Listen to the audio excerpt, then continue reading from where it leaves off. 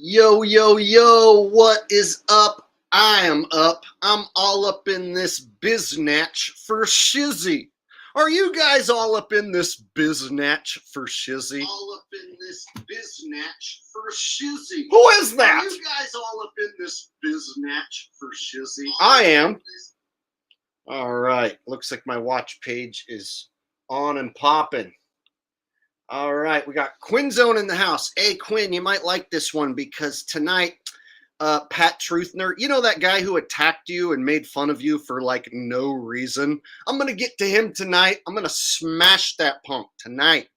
Get my payback tonight. I waited until the season was over. I waited for him to like shut up, think it was all over, think it was all done. And that's when I was like, ooh, perfect time to bitch slap that biznatch. All right. So I know Quinn Zone will enjoy this one because he is a fellow NFL content creator as far as pointing out the rig. And he was attacked by none other than one of these scumbags I'm going to expose tonight. So he understands exactly what I'm talking about tonight. Guys, there are scammers, there are liars running about, not only in the world, but here on YouTube. And if no one says anything, they go unchecked. So tonight, I'm going to put them in check. All right. Who's here tonight? Up in this biznatch. All right. We got JT here. This has got the notification. All right. It's good news. Got Jonna, one of my beautiful mods, of course. Rose Bell. Same applies. Another beautiful mod here in my chat. Like I said, Quinn Zone, he was exposing the NFL was rigged all year. And then Pat loser-ass Truthner comes along and starts making fun of him for no reason. Didn't do anything to the guy. Not only that, he stepped on my feet. He stepped on my feet a few times. Lied about me so many times, but I kept my mouth shut because I was getting so many views, and I was beating his ass where it counts on the scoreboard. Now that the season's over, oh yeah, now it's payback time. Now it's payback time. All right. Chris C is here. He says, my favorite of all Jakes. You mean to tell me I'm more your favorite than Jake the Snake Roberts? Well, thank you for that. I appreciate that. I would have figured it would be like Jake the Snake 1 and then me like right after that number 2. But the fact that I'm number 1, hopefully Jake the Snake is okay with me being your favorite. All right.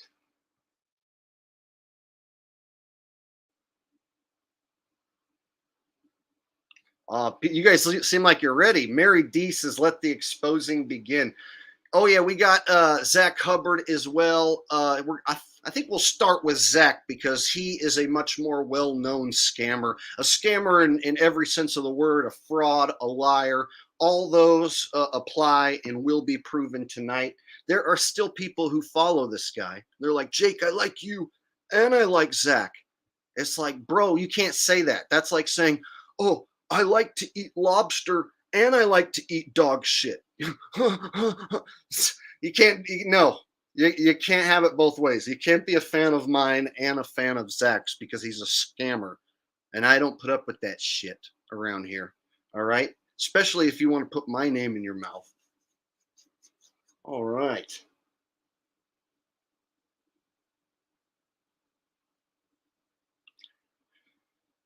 Yes, it's going to be a good one tonight. It's going to be a lot of fun. Oofmatic up in the house says, yo, Jake, funniest guy on YouTube. Truth comedy is where it's at. That is where it's at, is right here. This is the greatest channel in the history of YouTube. All right. So tonight we're going to do some shill bashing. We got to keep these guys in check. So I don't do this all the time, but I do this some of the time. And some people really like this sort of content because it gets kind of juicy, not going to lie. It'll get personal and juicy. And I don't pull punches. So some people don't like it. They're like, why can't we all be friends? I like him and I like you and I want us to all be friends. Well, here's the thing. I'm cool with being friends until someone directly stabs me in the back or I see someone lying and scamming people.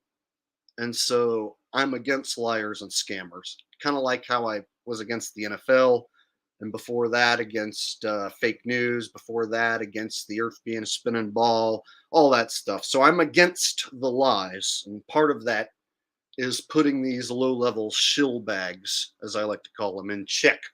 Gotta put them in check. All right.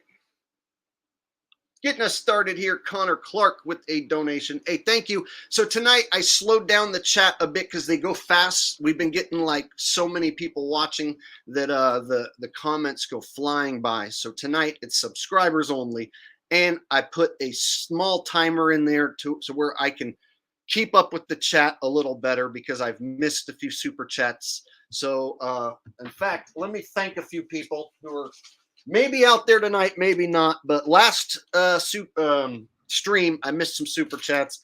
So I want to thank New Orleans Lady for a super chat that I missed. 50% Pain for a super chat I missed.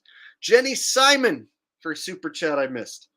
Jake Fagan for a super chat I missed. And also for pointing out that Tyler Perry is wearing a mask. On further inspection, Tyler Perry does look like he's a fake person who wears a mask. Okay, and also Waiting to Die, I missed a super chat. So there was like over 500 people in the chat last week, and the messages were flying by. And if people donate like $1 or $2, sometimes it just shoots by and I miss it. And then on the replay, I see that I missed the chat. And so I want to make up for that by thanking you again for sending a super chat. Okay. Red Scout says, what is even going on here? Oh, I'm going to bust some shills, but I had to thank some people for sending a super chat on the last stream, and I missed it. See? So I had to give them a thank you, because I went back and watched the replay, and I don't want to have anyone thinking that they're just donating and that I don't appreciate it or that I missed it or don't care. So that whole stuff. All right. So yes, I'm nice. Thank you, Andy. Jeremy says, how high are you? Oh, I have been smoking marijuana since I was like 17 years old, like every day. So it's basically just a way of life. And this is how I usually am. So away we go. All right, so let's start with Zach Hubbard. He is known as Sports Gematria, or no, excuse me. He is known as Gematria Effect Sports or Gematria Effect News. He calls himself Zachary Hubbard, but there is reason to believe that's not his real name, and his last name is actually Greenblatt, and he likes to drink the juice, if you know what I mean. All right, and away we go. So this is a video put up by Sports Gematria, who is a full-time exposer, fact checker, if you will, of Zach Hubbard. Now, I will tell you this right off. It is not me. There is a rumor going around that I am Sports Gematria. It is not me. Here's the deal. I expose people with my own face and my own mouth with my own name, and I have no reason to hide it. And I use Sports Gematria to expose Zach. But I personally am not Sports Gematria. Whoever it is, I probably don't even know him. Even if I was to find out the name, I probably don't know who it is. Zach has scammed so many people. The list is so long of people who could potentially be pissed off at him that it could be anyone who just has a personal grudge and wants to settle it. But I assure you it is not me, and I do not lie about this sort of thing. I expose Zach, like I said, with my own face and my own mouth. This guy likes to keep his identity a secret, and that's fine with me. So if you want to sub to this channel, it's called Sports Gematria, and his latest video is fire. I'm not going to show all of it because it's long, but I will show a good portion of it. Are you ready? Strap yourselves in, folks.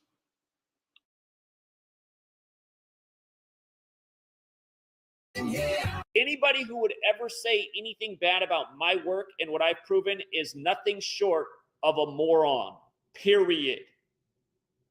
Again, it's not an exaggeration. It's 1,000,000% fact.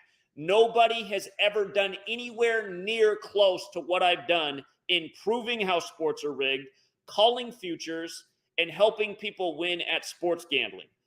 Period.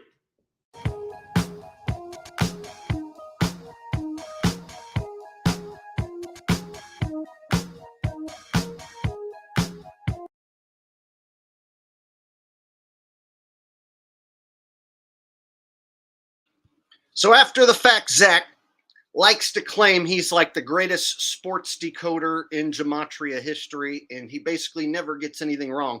If you were to have bet $100 on all of his playoff picks, you would be down $242 because he mostly won't pick spreads. He mostly just gives you money line picks, and a lot of times he changes his picks.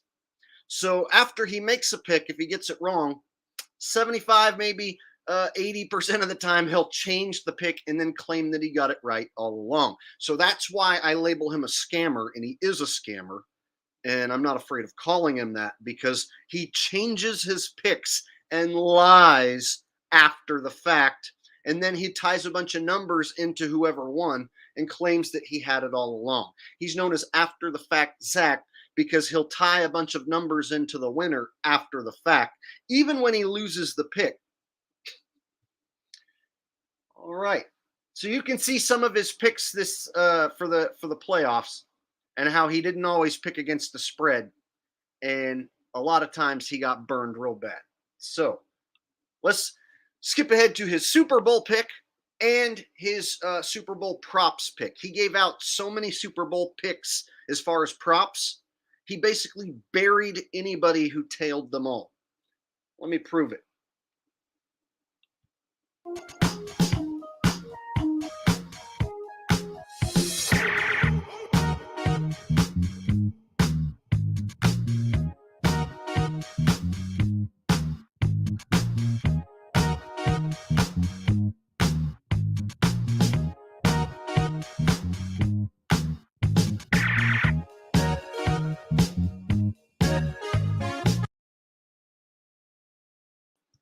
Okay, here's his futures picks. So these were picks to win the Super Bowl that he said either before the season or during the season. Tampa Bay to win the NFC, or excuse me, not to win the Super Bowl, but to win the conference.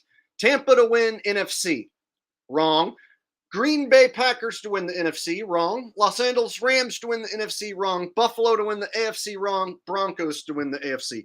Right, so that's a lot of wrong futures picks. So if you would have tailed all those picks, you would have blown another 500 smackers if you were to have bet 100 on all these picks that Mr. Sports Gematria or Zach Hubbard gave. Then you would be down $500 right here.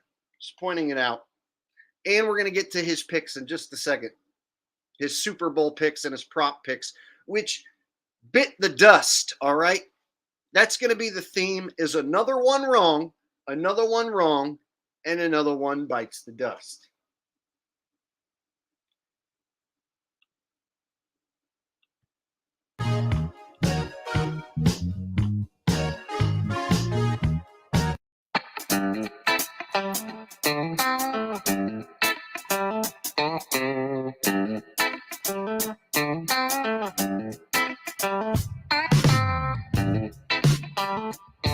But that's another narrative to think about with the Eagles.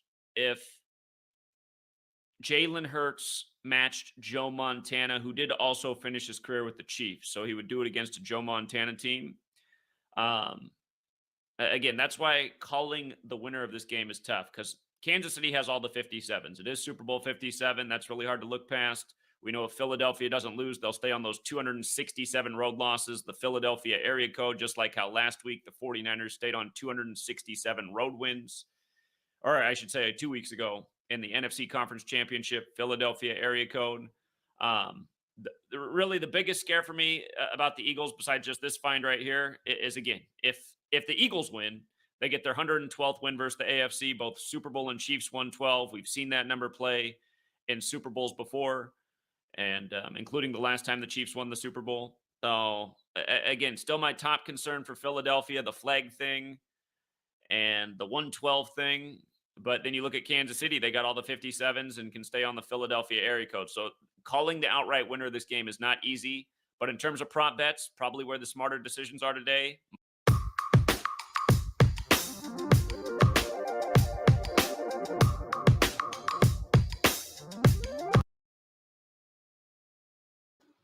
So that's how Zach will do it. He won't give a pick a lot of times. So he sometimes won't even make any sort of clear pick at all. He'll just throw out numbers for both teams. So he'll be like, oh, well, the Queen queefed on the 45th day of the year. And of course, that accords with my next door neighbor who is also 45. And we also know that 45 is also a number that I can pull out of my ass and then tie to a bunch of different things. If I just Google 45 right now, I can see all these different events and start tying them back into the game and call it Gematria. And everyone's like, wow, 40, whoa, how do you know those numbers like that? I don't know how his audience gets stooped and duped so easily. Like they get stupefied by him just repeating a number after the fact.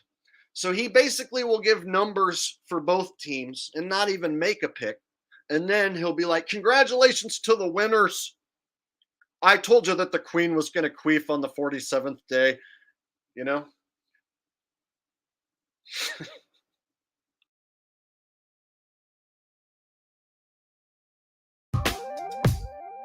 All right. Welcome back, True Seeker. Start off by saying congrats to the winners. Congrats to the winners? How can you say congrats to the winners? How can you even say that? But again, I do want to say congrats to the winners. We absolutely destroyed the prop bets tonight. Right. And we did hit nice with the Chiefs winning. Straight Jew. And there's nothing anti-Semitic about that either, because that's just a fucking fact. That's why they call it getting Jewed. So calling the outright winner of this game is not easy, but in terms of prop bets, probably where the smarter decisions are today.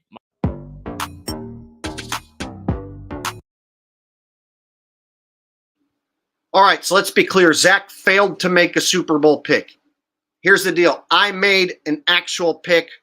I said I have a hard time going against the Chiefs. I'm leaning towards the Chiefs. It's sketchy, but I told you I'm going with the Chiefs. I also got betting slips, which I'm going to show you at the end of all this, because I know Zach won't show betting slips. So I can show you that. All right, so, and also I didn't bet big, but I did hit on Kansas City once they were already losing. So I picked the Chiefs, and I never have ever made a pick where I lost and then lied about it. So every pick that I've ever made where I lost, I was like, oops, I got that wrong. Shit, my bad. Sucks.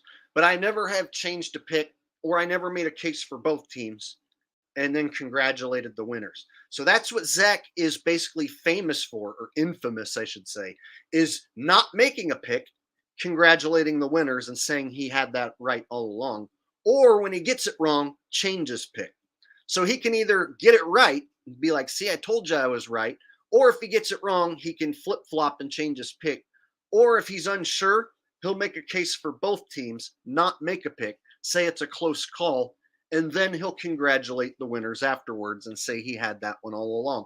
That is his MO. He's been doing it year after year after year after year, and he's been proven to get it wrong over and over again and lie about it. And yet he still has a following, still has people who pay for his nonsense, his numbers, which are all bullshit. Okay, so here come the prop bets. Here's where you lose a lot of money. So if you were to bet on his Super Bowl prop bets, here's where you would lose a ton of jack. And he also lies about them after the fact. Here we go.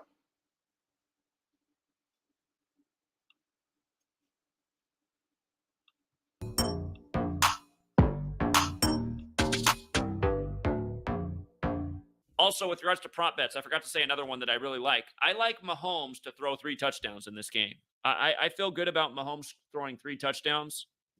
Let me get it up here on the screen. If he throws 3, he'll have 227 for his career and 35 in the playoffs. 227 is the 49th prime. Super Bowl, Eagles, NFL America, 49. We saw that he had 49 attempts in his last Super Bowl against Brady. Mahomes' next interception of his career just happens to be 57. That pays well. And remember, I mean, you don't even have to bet the winner. You can do prop bets. You can take Mahomes for his 57th career interception. That's a nice payout. I mean, that pays better than Chiefs to cover. That pays better than Eagles to win money line. How about shut the fuck up, morons? I'm not wrong about anything. Mahomes. And another one's wrong, and another one's wrong. Another one bites the dust. All right, so there is his first wrong Super Bowl prop pick. All right, he got the first one right, got that one wrong. Let's see how many more wrong picks he gets. This is where the losses really start to stack up. If you were to have bet $100 on every one of these that he gives out, you'll see like you could have lost thousands of dollars tailing these picks. Could run in a touchdown as well. He'd have 18 for his career. We know that's a big number on the game. Mahomes tossing 3 and rushing in 1 would be very probable. You know what, you guys? This is not a false statement. I could wipe my ass with the name Nostradamus. Literally. I mean, there are other props that we looked at, like the Mahomes over-under for pass attempts is 38.5. I got to think he's going to go over on that. We know Super Bowl's 41. We know 42 in Black history. Arizona's 39. I can think of several good reasons for him to go over 38.5.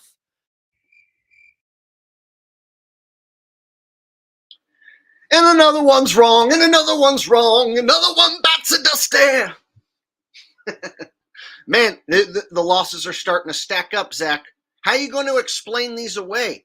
See, Zach claims he got all these right. He says he did amazing. He killed it. He destroyed it, according to Zach, after the fact.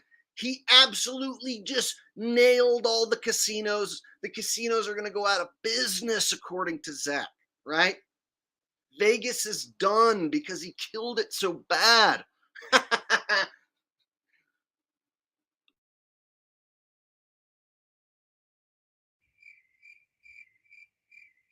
Who cares about how often I'm wrong? McKinnon. He's on 31 career touchdowns.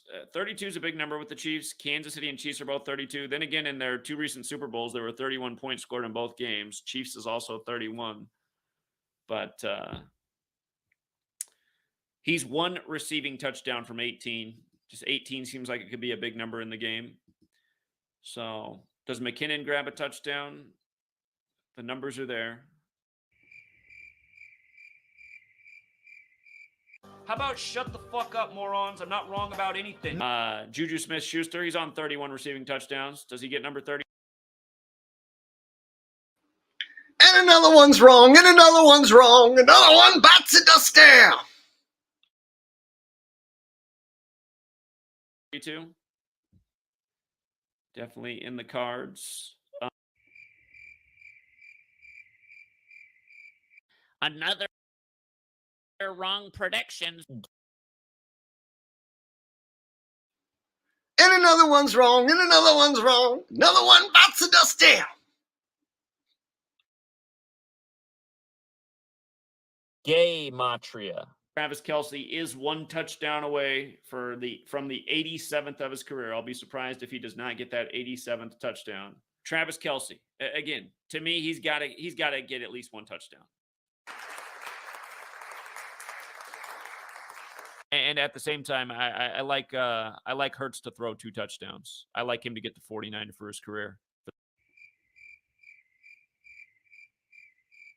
How about shut the fuck up, morons? I'm not wrong about anything. And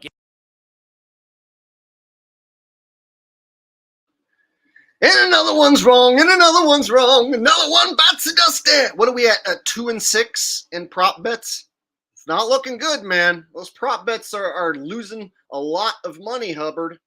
I don't know how you're going to lie out of this one. Gainwell from Memphis. He's 1 touchdown from 13. If he rushed that in, he'd have 11 rushing, 2 receiving, kind of a Super Bowl number, 1-1-2. Let me just write that down. Super Bowl 112, Chiefs 112. And then 13 touchdowns for his career. Super Bowl 41, the 13th prime. His surname is also 43, like the 43rd day of the year. So you can see Gainwell grabbing one. He does wear number 14. That's another thought, because KC and NFL have that 14 connection if he got to 2. So 2 touchdowns for him is a possibility. If he got 2, I'd imagine they'd both be rushing. Put him at 12 rushing, 2 receiving for his career. Kansas City 122. Why do you think USA Today wrote their article about me? It's because this was never done before. Casinos have never taken losses like this before. And by the way, no. So you guys notice the pattern here? Another one wrong, another one wrong, another one bites the dust, all right? You see how it applies perfectly here? Like, this guy is giving out so many wrong prop bets. You know how many prop bets I gave out? None. I did not give out any prop bets. I just said I'm pretty sure they're going to have Mahomes up on stage at the end of the night because it's the State Farm stadium. He's the State Farm representative. It makes more sense. So I sat here with my audience and tried to figure out where the money was at. And together we figured out that it seemed like the Eagles were the betting favorite. We had to visit several sites, had to put our heads together and try and figure out where the money was at. We figured out the money was on the Eagles. So then I said, I'm leaning towards the Chiefs. I don't like that I have to pay a minus. I don't like having to pay juice on the Chiefs. Basically, on Bovada, where I bet, because I'm in California, so I bet out of Bovada, you had to bet minus 15 for the Eagles or minus 105 for the Chiefs. So I said I'm going to wait till the game starts and get some better odds. So I picked up the Chiefs when they were down 7-0, and I picked up the Chiefs when they were down 10 points at halftime. I just didn't bet big. So I didn't make a huge amount, but I definitely did win my bets. And I can easily show it to you. Zach never bets on any of his picks. So he'll just give out like 20 fucking picks, and he's not betting on any of them. And then if 3 of those hit out of the 20, he'll be like, congratulations to all those winners. We dominated. And he'll totally let like the 17 that he gets wrong, like just slip his mind. And if anyone points it out, he says, they're just jealous haters and they deserve a bullet in their head. That's his go-to, is that if you point out that he's wrong, he'll say you're jealous and you're a hater and you deserve a bullet in your head. That's his go-to.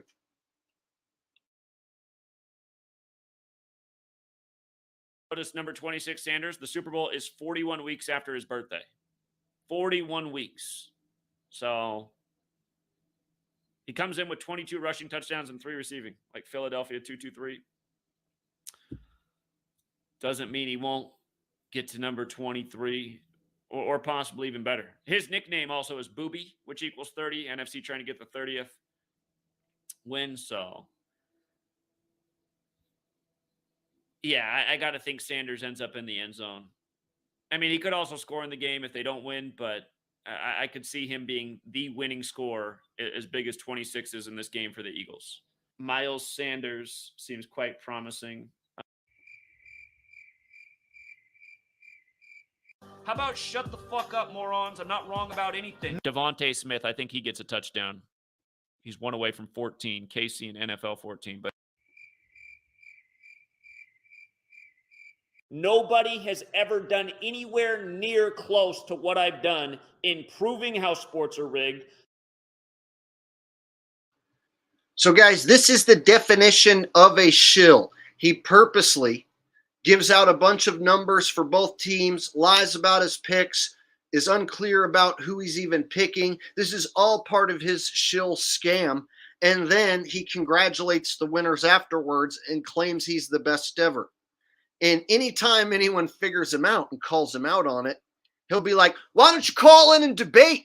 Call in and debate me right now. And then when people call in, he goes, shut the fuck up. You're nothing but a stupid fucking hater and you deserve a bullet in your head. And he hangs up on him. I've seen him do that. So he's tried to tell me to call him, but he wants me to go on his stream and have a debate. But there is no debate because he won't actually have a conversation. He'll just be like, 41. I'm the one who said 41. The Green Power Ranger, 41. And then my neighbor lives at 41 Street. The Queen queefed in 40. Shut the fuck up. I'm never wrong. 41. 41. 41. That's what he'll do. If I tried to call him on his stream, that's what he would do to me. And then he would hang up on me if I started to ever get on a roll or make a point. But he keeps telling me I'm a pussy for not wanting to debate him. I've watched what he calls a debate, and it's literally someone whose voice crackles on this end, and he goes, "You're just a fucking hater. 40. I called every single thing that ever happened. You're just a fucking hater. Shut the fuck up." And then he hangs up. That's how that goes. So anybody who comes into my chat and is like, "Why don't you go debate him?" It's like, you must be one of Zach's butt buddies or one of his little minions, right?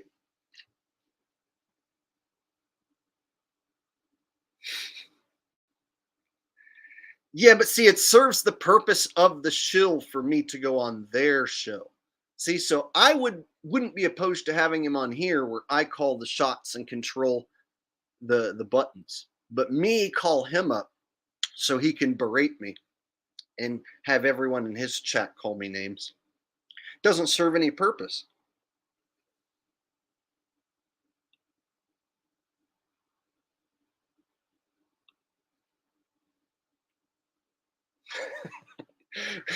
Chris C says, "Shut the fuck up, I'm never wrong," is my new argument at work. Yeah. See, he gets enjoyment. And I can tell, like, he's not only a classic paid disinfo agent shill in the sports betting community designed to get you to bet and lose and then lie about how successful he is. It's like he gets a sick enjoyment out of it. And you can tell whenever someone calls him out, he's been through this routine before, and his go-to is to talk louder, talk over you, say numbers, just keep saying numbers until the person shuts up, and then he can continue his trance. And so whenever anyone gets on a roll and starts actually like making good points, then he bails.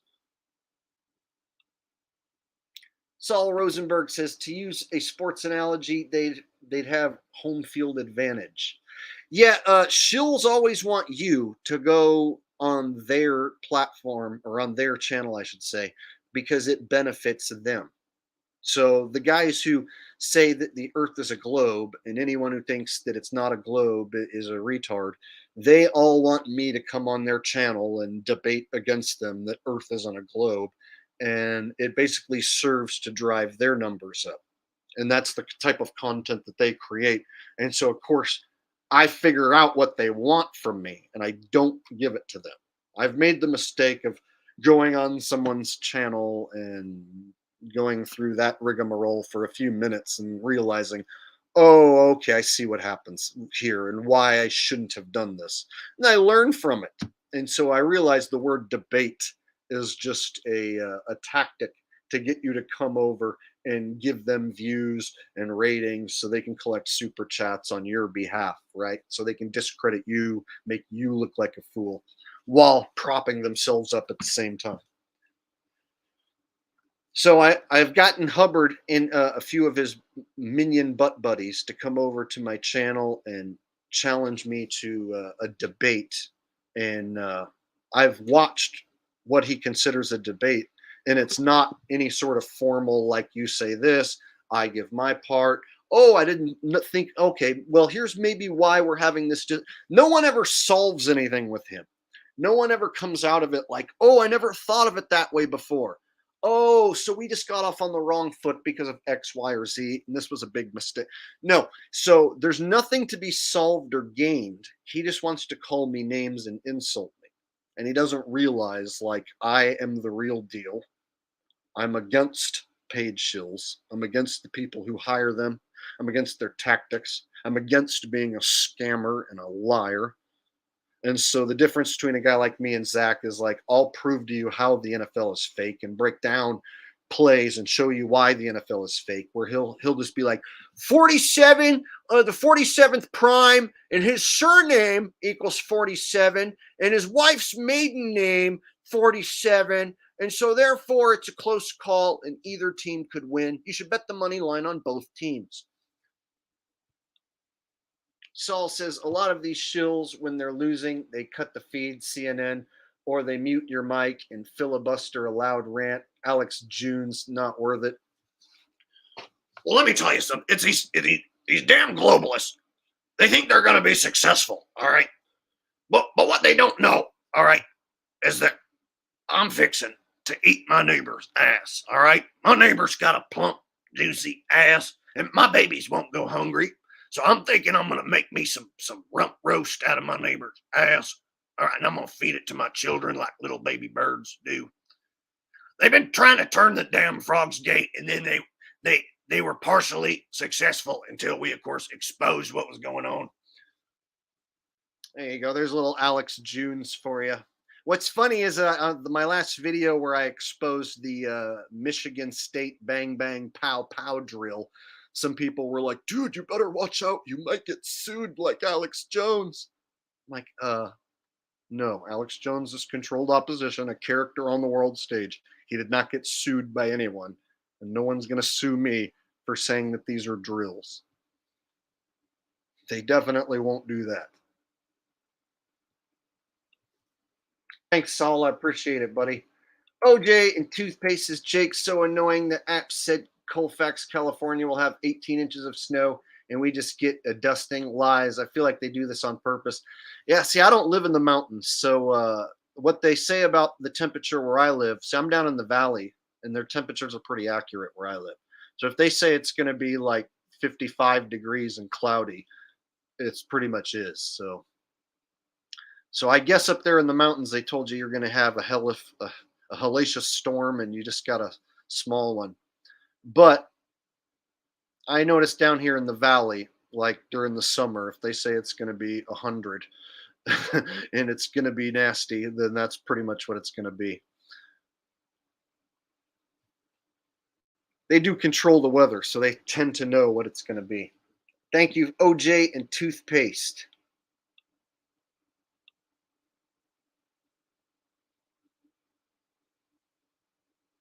Yes, indeed. The government controls the weather. That's how they have such a easy time forecasting what's going to go on for the most part. Not saying they aren't wrong sometimes, but the fact that like I can get like a 10-day forecast, it's just crazy. All right, let's get back on track. So we got Zach here. After the fact, Zach, he's on a terrible losing streak. I think he's like 2-9 or 2-10 with his prop bets so far on the Super Bowl. So regardless of whether you took his wrong pick, oh wait, that's right, he didn't make a pick. So in the Super Bowl, he didn't make a pick. He just said it's a close call, and he said it's a better idea to go with all these prop bets. So he gives out just a shit ton of prop bets, just pulling prop bets out of his ass, and it's like basically loss after loss after loss after loss. Let's hear what he has to say after he loses so much.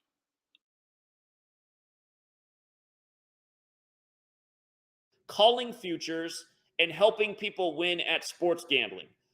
Period. Dallas Goedert. 1 touchdown from 22, Big Eagles number. That could be who the receiving touchdowns go to, because I think Hurts is going to throw 2. Very well could go to Goddard and Smith. Wouldn't be a surprise at all. It's who he likes to go to.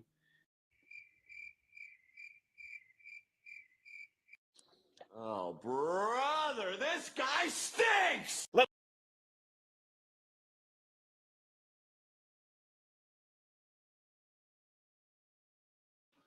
So you can see, guys, 2-10. Guys, that's a lot of money if you're throwing down even just 100 bones. 100 bones isn't like a lot of money. But if you were to throw down 100 bones on every one of these picks, you would be down $800 right now. And that's just if you were throwing 100 bones on each of these picks. And so a guy that claims he's the greatest ever has no problem throwing out a ton of losers, eating shit. It's the fact afterwards he doesn't admit it. If afterwards he was like, you guys, I'm so sorry, I shit the bed with my picks. I sucked on the Super Bowl. I'm going to give away all my picks for free on Patreon for the next month because I shit the bed so bad. I am so sorry. I'm going to do anything to make it up to you guys, right? Whatever, but no. Instead, he'll say he had an amazing Super Bowl with props and that all his prop hits except for one. Like, I think he goes on to say he hit all these props except for one. OJ and Toothpaste says, what are your thoughts on NASCAR? Just curious, Jake. I don't watch it, and I never did watch it. It was always boring to me. And so I know some people watch it. I know it's big in the South and certain regions of the United States. I grew up on the West Coast, and I never went to see any NASCAR races, and I just never could sit through a whole race as far as watching it on TV.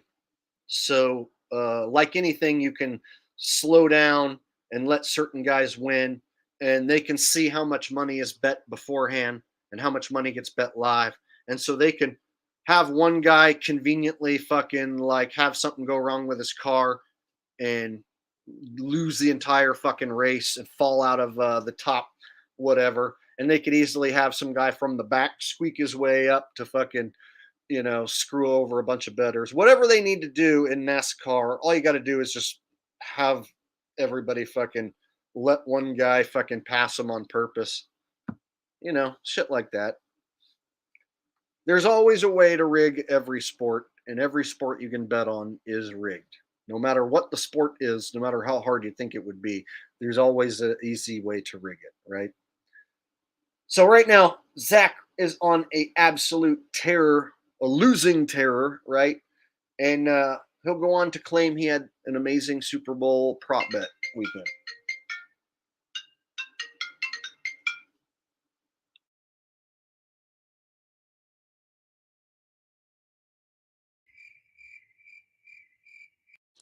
Oh, brother, this guy stinks! Let me explain to you why there's a pack of trolls that live on the Patreon and hate on the community and slander me 24/7, 365. It's because the casinos are very unhappy about this. Do you know how much money I've pulled out of the casinos' pockets? I guarantee you it's in the hundreds of millions of dollars. The caller from Vegas did the good work finding out about the A.J. Brown in history connected to slavery back in the time of Lincoln.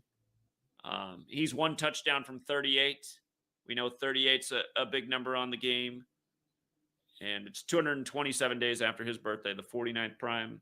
But yeah, A.J. Brown, not a bad idea. You're not me. You're not the person who broke the code. You're not the person who's helped people win for 10 years. I'm sure there's somebody in a casino right now with my picture throwing darts at it. Fuck that guy. Cost us a lot of money again this weekend.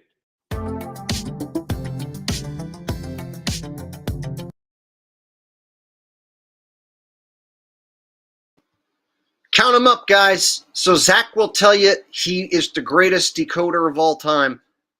But if you were to point out all these losses and point out how much money you would have lost if you would have bet on all his props, he'd be like, shut the fuck up, moron. I'm never wrong about anything. And you're just a hater. You're just jealous. 41. The queen queefed 41 days ago, all right? 41. 40.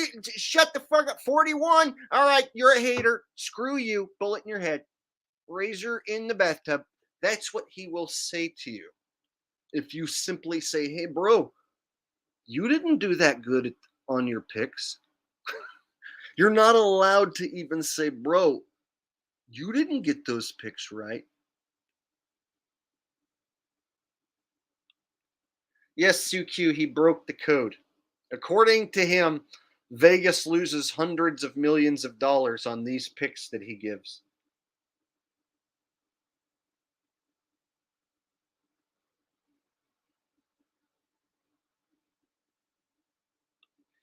Shelly says Zach is the GOAT. You mean Masonic GOAT? I hope you don't mean greatest of all time. According to him, he's the greatest of all time, but I think he's more like a Masonic GOAT. Controlled opposition, 100% shill, there to cause you to lose money, and then he laughs in your face and says congratulations to the winners afterwards, and then says he had it right all along.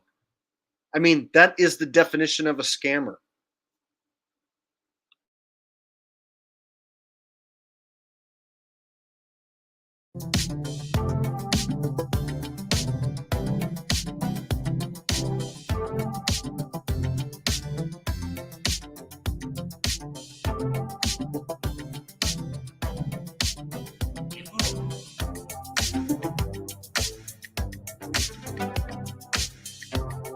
Again, I do want to say congrats to the winners. We absolutely destroyed the prop bets tonight.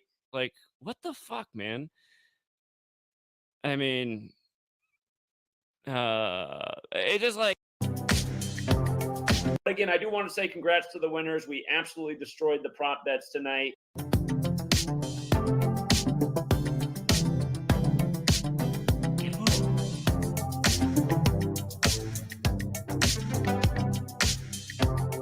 Again, I do want to say congrats to the winners. We absolutely destroyed the prop bets tonight.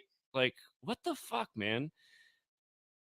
I mean, it just like, I mean, how can you even make that statement?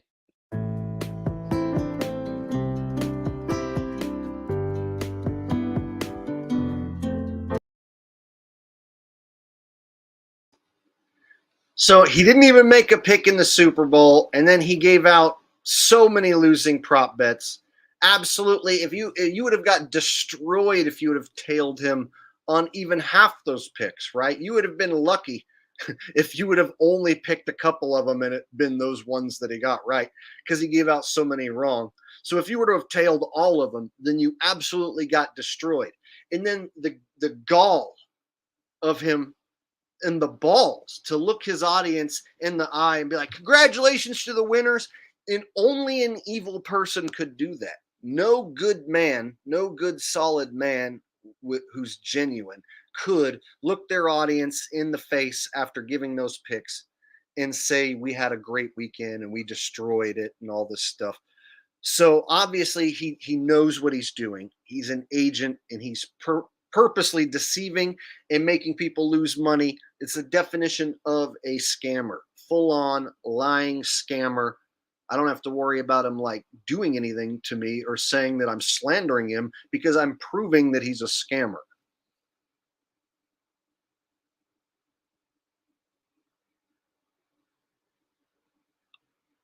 So yes, Gematria, they like to code their numbers into events, sure. But after the fact, Zach, and they call him that because he'll wait till after a game's over and then he'll tie in all these numbers to it. And then he'll claim he was right, even when he was wrong. And then before the game, he'll give numbers for both damn teams. Sometimes he won't make a pick, like I said, and he'll give numbers for both teams. He'll be like, well, everyone knows Will Smith cucked out on the 53rd day of the year, and my Aunt Edna was 53 when she diddled my neighbor. And my neighbor, of course, like 53 times, he looked at my ball sack and I caught him. And he lived on 53 Street, so everybody knows it's going to be a close call, and you should probably bet both teams. So he'll basically make a call for both teams, like I said, and lie and say he got it right. He'll make a wrong pick and lie. And then there's always those times where he actually gets it right, and then he gloats about that. So according to him, nobody's better. Nobody decodes better. But it's not really Gematria. So the fact that he just throws numbers in to the games after the fact, or throws them in beforehand, it's just him tying numbers into it to cast a spell over his stupid audience, who at this point, in my opinion, they deserve to be scammed. So anyone still following Zach and losing money on his picks and thinking he's decoding something, they're so dumb they actually deserve to be scammed. I'm just putting this information out there to any of you guys who might come across this guy in the future. So, or if you see him or anyone mention him in my chat that I'm a pussy for not debating him, then you'll know it's basically a minion of his or a sock account of his, because he's trying to get me to go over there and debate to cover up all the exposing that I've done to him.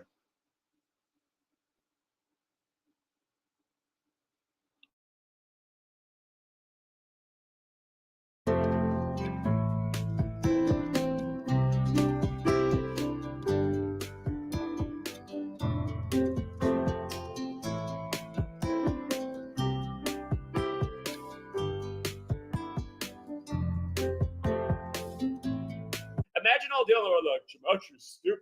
Meanwhile, here we are hitting another future. And yes, for the record, we did take the Chiefs' future on the Super Bowl August 24th, the day Len Dawson died on Kobe Bryant Day.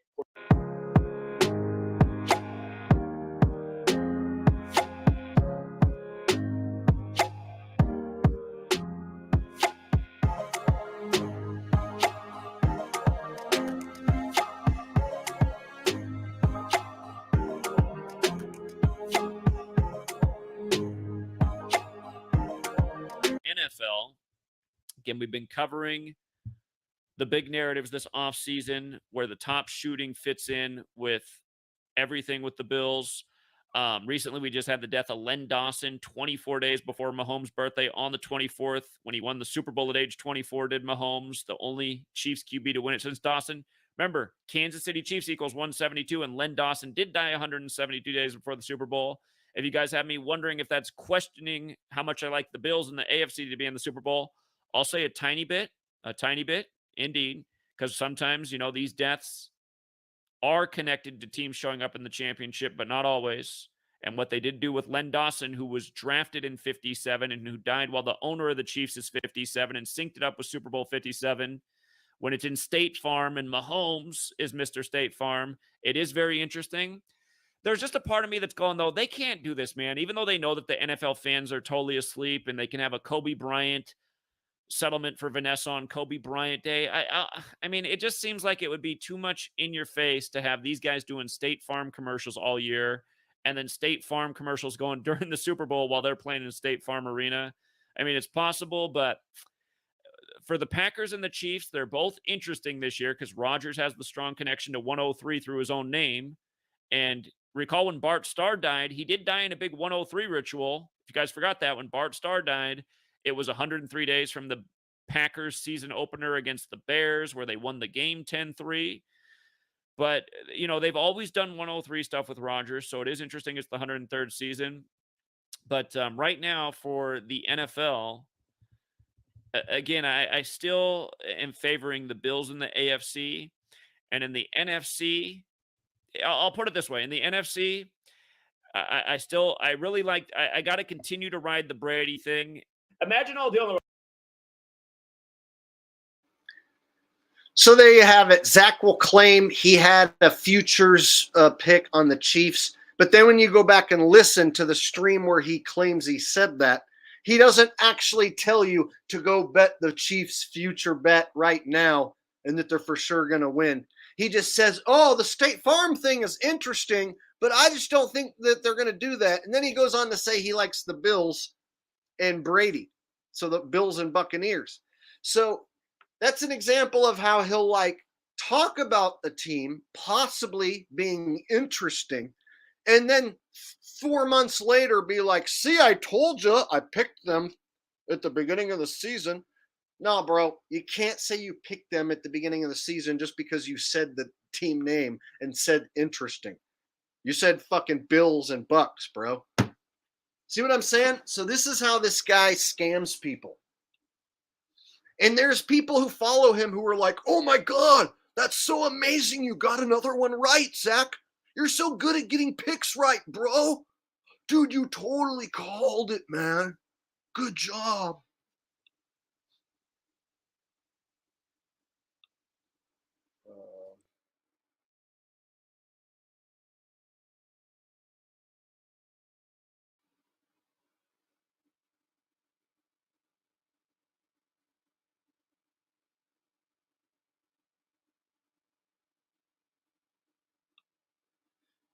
Icky Dragon says, is it too late to sign up with Zach? Well, if you want to go pay for his nonsense and numbers, you can see the results you're going to get.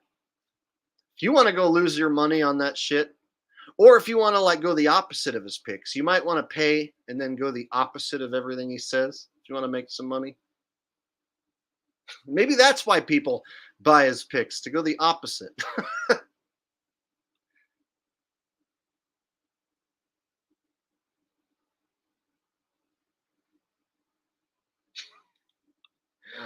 Here's somebody who's one of his butt buddies or one of his minions. Maybe it's Zach himself. Zach doesn't pick bad. It's just so many variables with Gematria constantly changing. Oh, so you're telling me all those wrong picks aren't bad. It's because variables were changing with Gematria. Oh, so you can go like 2-12 with prop picks in the Super Bowl and lose people a ton of money, but then you don't, it's not that you're bad. It's that the variables are changing. I get it. Sounds good to me. You should work at NASA. That sounds like something like NASA would say. It's not that space travel is fake. It's that gravity variables are constantly changing.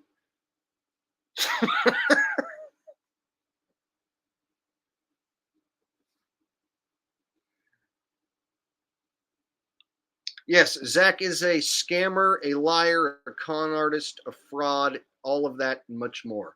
And he enjoys what he does and he gets off on it. He gets a sick enjoyment. You can tell.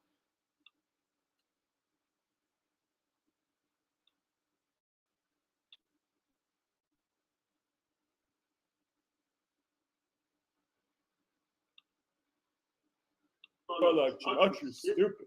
Meanwhile, here we are hitting another future. And yes, for the record, we did take the Chiefs' future on the Super Bowl, August 24th, the day Len Dawson died on Kobe Bryant Day. Liar.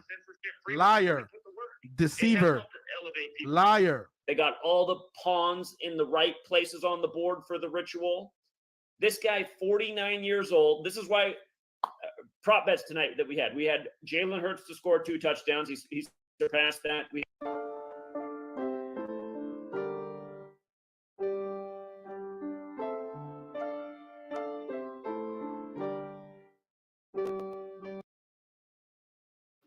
So the biggest deceit he pulled off was he said he liked Hurts to throw 2 TDs and get 49 for his career. And the thing is, that's not the same as rushing touchdowns. And so after the fact, he'll claim Hurts got his 2 TDs and that he hit this prop.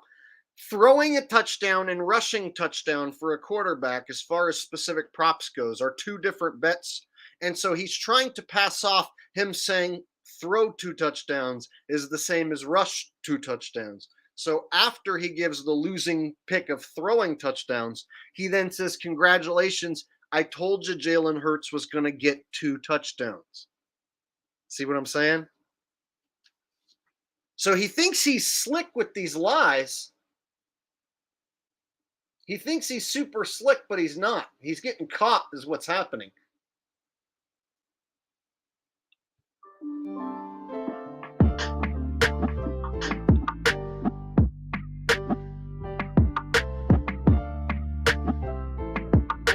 And at the same time, I like Hurts to throw 2 touchdowns. I like him to get to 49 for his career.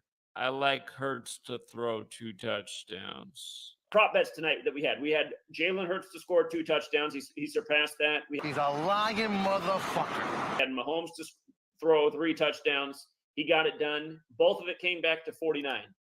Eagles in Gematria is 49. Again, the new governor of Pennsylvania just happens to be 49 years old from Kansas City. But Eagles 49, NFL 49, Super Bowl 49, America 49.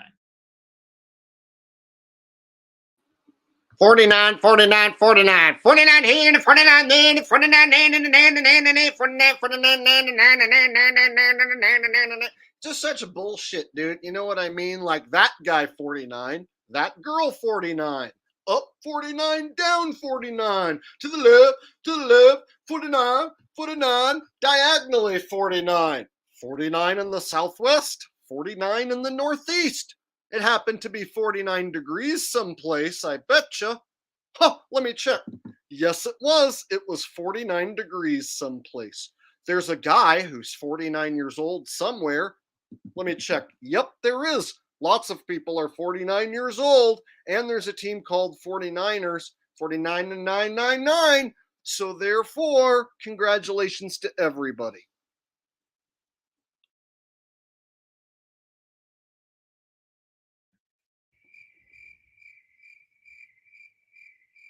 And here were prop bets that we like tonight. The over. We like the over. That hit. The over-under was at 51 points. You had ref number 51. You had Rihanna, born on the 51st day of the year. Today, the Super Bowl was exactly 51 weeks after her birthday. You had 27-year-old Mahomes versus 24-year-old Jalen Hurts for 51, the youngest combined ages of quarterbacks in the Super Bowl.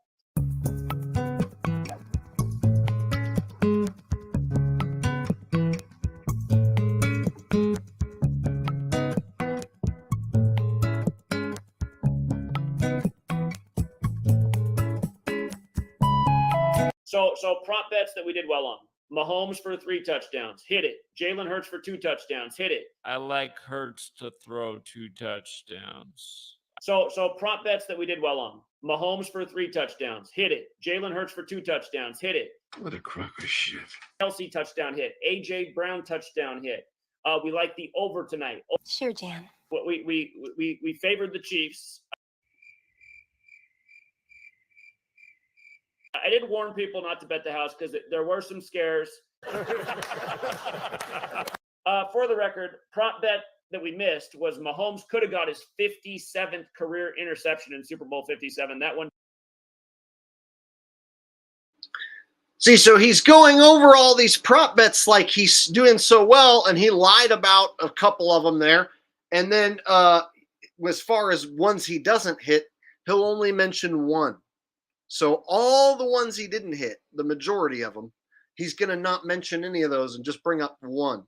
Watch how crafty he is. Oh, there was this one that we just missed. Get him next time.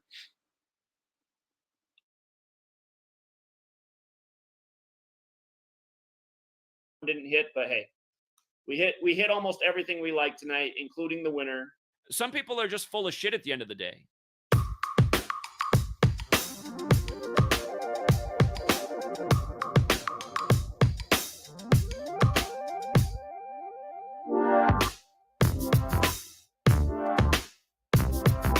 And again, another year where we can say we had the future in for the right team before the season began. Yeah. See, these two, man. Come on, man. You know why they're laughing? Come on, man. Because they. Yeah, we did have to take 3 teams before the season began. But you know what? Had you done that, you wouldn't have made a lot because the Chiefs only paid $425 if you bet 100 at the start of the year. But let's just say you bet 100 on the Bucs. And for the record, Zach is a baller. Zach says that flat earth is stupid, and anyone who doesn't think the earth is a ball is stupid. And so, for the record, he also is a baller.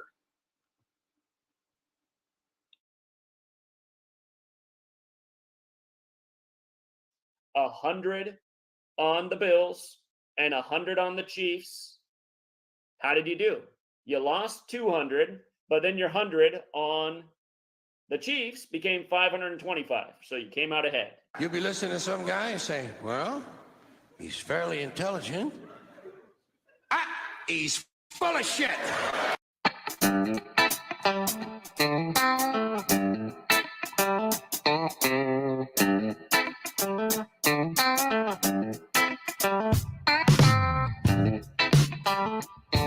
And then, just like year after year as we do, we win most weeks. I mean, we win. There were 3 weeks I was very disappointed with this year out of the 18-week NFL season.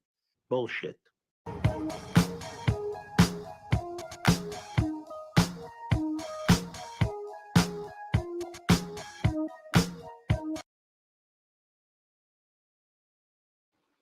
All right, so he's going on to say he had such a great season, yada, yada. So he got destroyed in the Super Bowl with prop bets. He didn't even give a Super Bowl pick as to who's going to win or who to take on the spread. So he didn't give a pick. He was too chicken shit to give a Super Bowl pick. Instead, he handed out a majority of losing prop bets. He had a losing record in the playoffs. And here's some weeks, several weeks where he didn't do very well in the regular season. proving that this guy is a lying scumbag, scammer, a fraud in every sense of the word. And if he doesn't like it, he can shove it up his ass.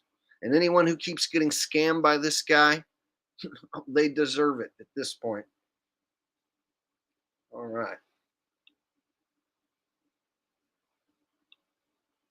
So if you guys want to keep up on all the deceits and lies being exposed against Zach Hubbard, Sports Gematria is the official fact checker for Zach Hubbard, and he exposes him year-round, non-stop. So his whole channel is dedicated to exposing Zach.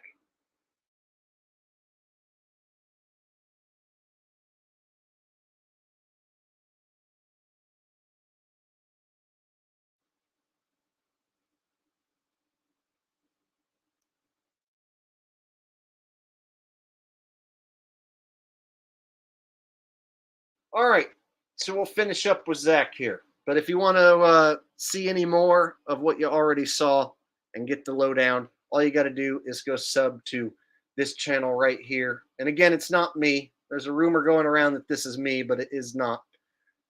Sports Gematria. He's the guy who is exposing Zach. He's the one who made the video that we just watched. So there you go. And Zach, if you're watching, hi. You're a piece of shit. You're a scammer. You're a scumbag. I'm exposing you. Hope you enjoyed it.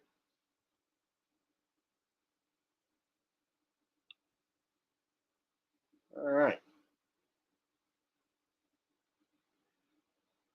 So, if you guys have never come across that guy, never been burned by him, well, now you know who he is, and you're a lot less likely to fall for his shenanigans. So don't let anyone fool you into thinking they can spew a bunch of numbers and decode and predict these games beforehand.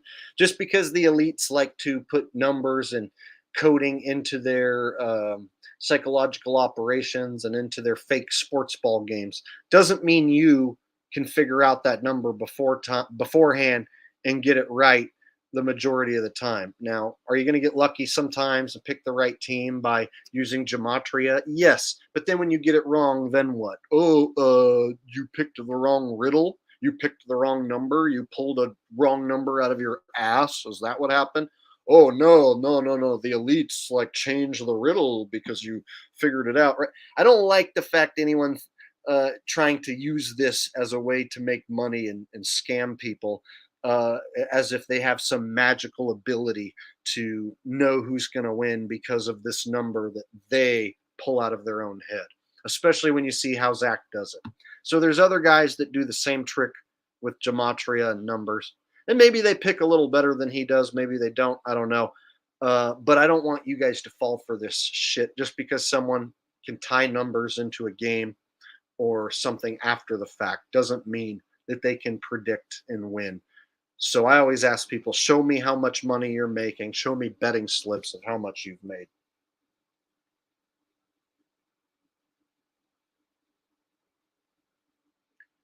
Matthew says, scam bag.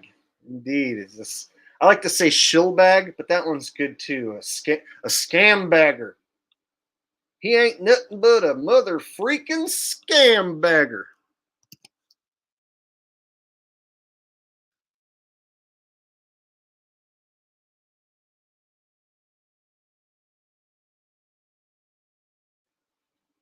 All right. So I'm going to show you guys my bet slips on the Chiefs because this is something Zach is too chicken shit to show. And I want to be honest with you guys, I don't bet a lot of money on these games because I don't trust them and I don't want the NFL to take my money at the end of the season.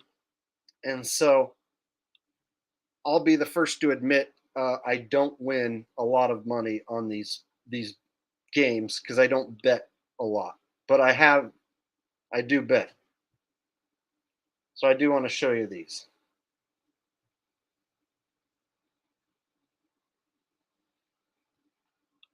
See, if you mention bet slips to Zach, he runs and hides. He doesn't bet on any of his own picks. And so I don't sell picks, but I do make small bets just to see if I can win. Now, I know the games are rigged, so I try and go opposite of the public money. I try and figure out which way they're going to rig it and go that way so I can make some sort of profit. However, I don't trust the NFL. I don't trust me having to figure it all out without them, duping me once in a while. So I know whatever I risk, is money I could be flushing. And so I don't bet big. So let me show you my 2 bets that I made on the Super Bowl here.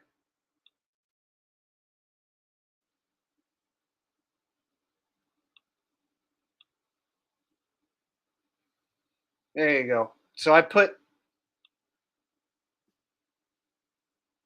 down a small bet on Kansas City during the Super Bowl. Here it is right here. $20. And this was when they were down 7-0. So they were down 7-0. $20 to win $27. Odds plus 135. So I got in at plus 135 and I risked $20. So I hit that bet. So I made $27 profit on that bet. And then I made a bet at halftime. Kansas City Chiefs to win. And they were down 10 points at halftime. So I got plus 290 on the odds. So those are good odds. But here's the thing. I only bet $10. So I put $10 on them at halftime. And I won. I profited $29. So altogether, I made $56 on the Super Bowl. I bet $30 and I basically tripled my money. Now, is that going to make me rich or anything? No. Am I wishing that I would have bet a lot more? Yes. So I totally wish I would have bet a lot more. I would have made a lot more money, but I am honest with you guys. I bet small. I don't risk a lot of. I didn't want to lose at the end of the year and have the NFL basically rake all the profit because I was up on the NFL a little bit and I got burned on some playoff games. I was doing good in the regular season, then I got burned on some playoff games. So that Super Bowl, I didn't want to bet too much. And before the game, both teams were at negative. So it was either minus 15 for the Eagles or minus 105 for the Chiefs. So what I did was I strategically waited for the opening, or for the coin toss. And I knew if the Eagles won the coin toss and they got even so much as a first down or two, that I could get much better odds on the Chiefs. So I decided to wait and see if on the first Eagles possession they score, then I could jump in and get much better odds. So the Eagles scored, but then I'm afraid I'm betting into a losing game. So once you're betting into a game where your team is already losing, it's hard to grab your nuts and bet big. So I couldn't bring myself to bet 1,000 or anything big because I don't know for sure what's going to happen, and the team was losing. So I bet small and I bet on the Chiefs while they were already losing, and I was able to triple my money. And I have those betting slips to prove it. So did I kick ass and take name, make a lot of money? No, but I did get it right. And I can prove to my audience I got it right. And can't no one call me a liar like Zachary Hubbard. So people can say whatever they want about me, but they can't claim.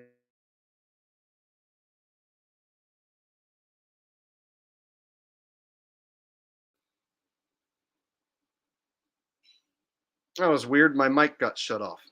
So no one can claim I'm a liar. No one can claim I'm a con man or a scammer. No one can claim I changed my picks or lied about my picks or I didn't make a pick. So I showed you a betting slip. Zachary Hubbard is known as Mr. Decoding Gematria guy. He claims he's the best in the world. He doesn't show anyone betting slips because he doesn't bet. He can't show you any money he's made betting, which is easy. All you have to do is just show people how much you've bet.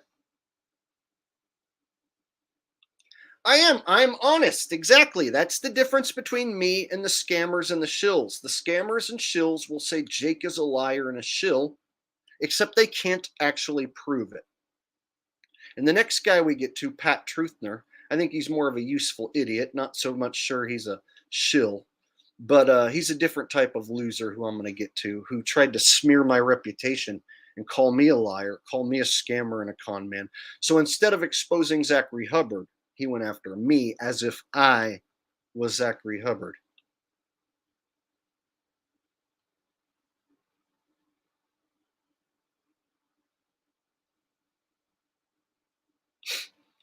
Chris C says Jake is deep state. Yeah, that's all fake shit, basically.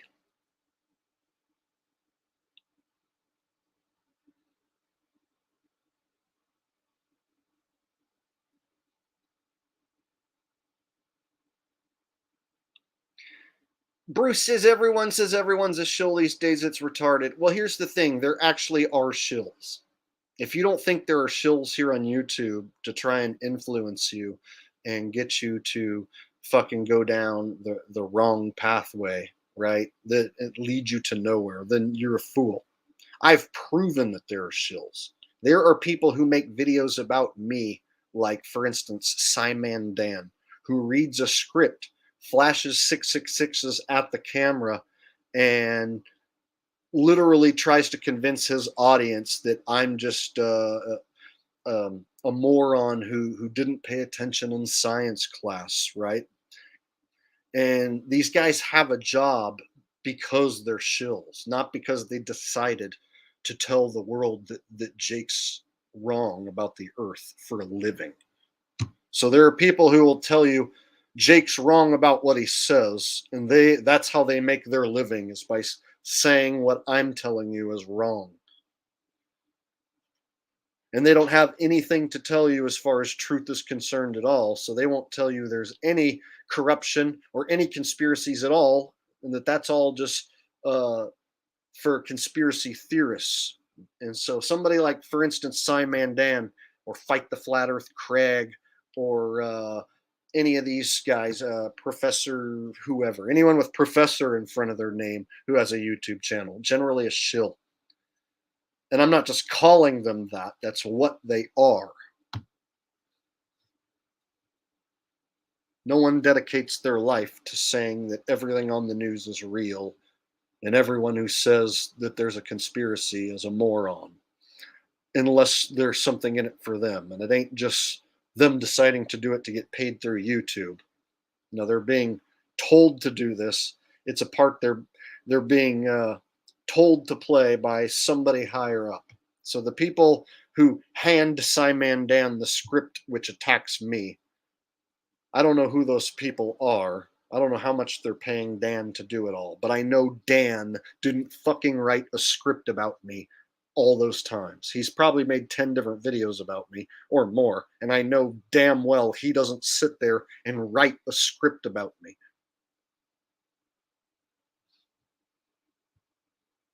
So somebody's writing a fucking script about me, and it hasn't happened once. It's happened a lot of times from a lot of different channels. I've been attacked by low-level shitbags who aren't agents or shills, and I have been attacked by actual shills. So let me tell you something here, Bruce Hansen. There are shills. For real. They didn't let you just stop watching TV and go to YouTube to watch a bunch of real people. The shills from TV and the shenanigans from TV, all the fake shit from TV has made its way to YouTube, and it's been here for years, and they have shills and controlled opposition agents in front of every major subject.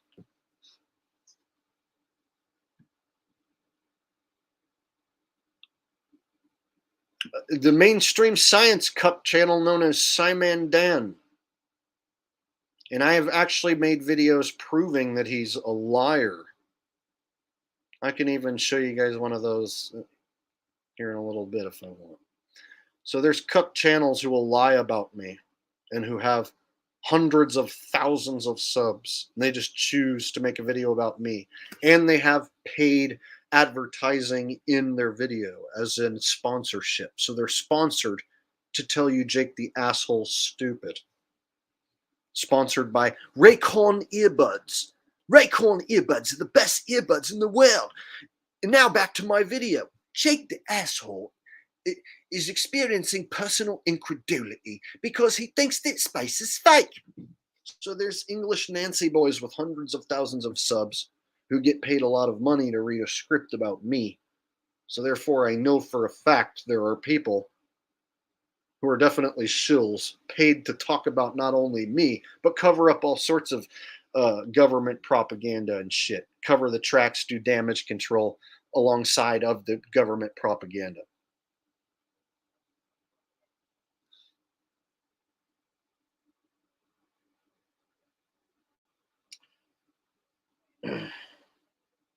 Yes, and a lot of them will call themselves Professor Dave, Professor Stick. You know, I remember the cartoon character Professor Stick made several videos about me, but it's literally just some Asian kid calling himself a professor who reads off of Google. So there's an Asian kid who reads off of Google with hundreds of thousands of subscribers who just makes videos saying, Jake the asshole thinks that the Earth is not a globe. He's so wrong. He's so stupid. And people are like, oh, so good. Oh, I'll subscribe to that.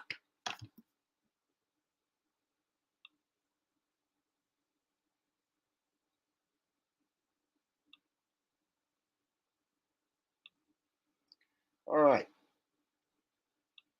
Dude, it's been going on for a long time. Many, many years. There's people who like get their highest amount of views talking about me. So there's channels that have gotten hundreds of thousands of views, over 1 million views, responding to me. And then when I respond to them, I get like 10,000, right? So I know for a fact that these guys get optimized by the search results, by the algorithms. I know what it's like to have a video get optimized, and I know what it's like to be buried. And a lot of these channels who will make a video about me, strangely, their video will get optimized, have paid promotion a lot of times. To the fact there's paid promotion and a script involved in a video talking about Jake the asshole. Well, once you've seen it happen more than once and more than 10 times, then you realize you're up against like a conglomerate of shills. And they are shills. It's not just a bunch of dudes all choosing to talk about me who happen to be sponsored, who happen to think that everything on TV is real.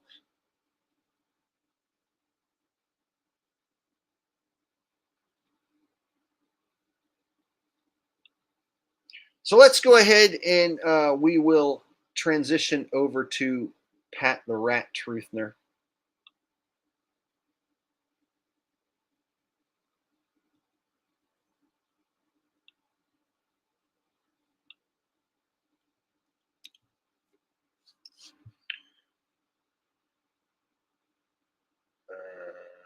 What was I going to show you guys?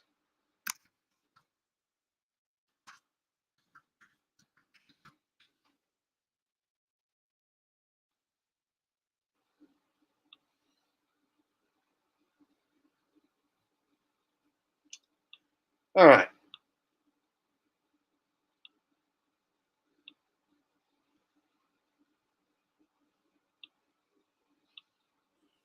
So here's another guy who decided he was going to try and troll me this year.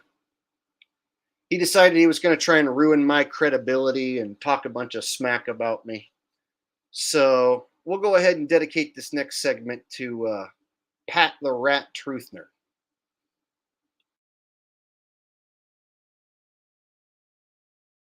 What's up, guys? Pat Truthner here, but everyone knows my boyfriend likes to call me Patty the Mustachey. But that's for another video. So I want to tell you guys that the whole purpose of this channel is so that I can break down NFL rigged games and make that money. And because I am a good Christian man and I believe that Jesus put meth here for man to use.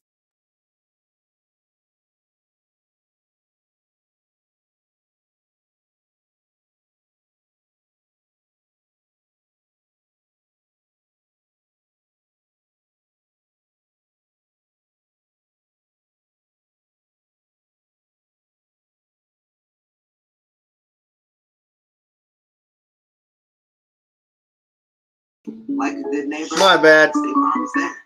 A step back. He's into it. Line drive. End over end. The kick is up, and it is. And it is. I forgot how short that video was.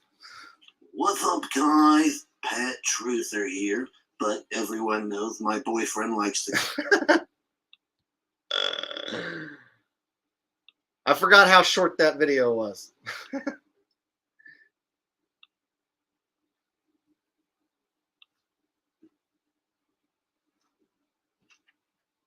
All right.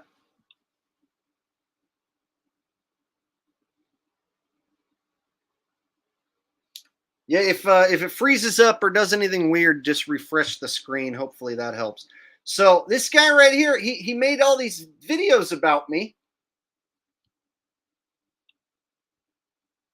Watch. So if I type in Jake the Asshole, look, he makes all these different videos about me this year. Jake the Asshole going crazy. Jake the Asshole, loser and wannabe cult leader. Jake the Asshole calls my show. So I used to like this guy, and I thought he made some good videos, and I gave him a shout out. And then he stabbed me in the back after I gave him a shout out and told everyone that I lie about my content and I make up my content and that I steal content. So here he is with a video last year. This is when this all started. He's Jake the Asshole caught faking his content.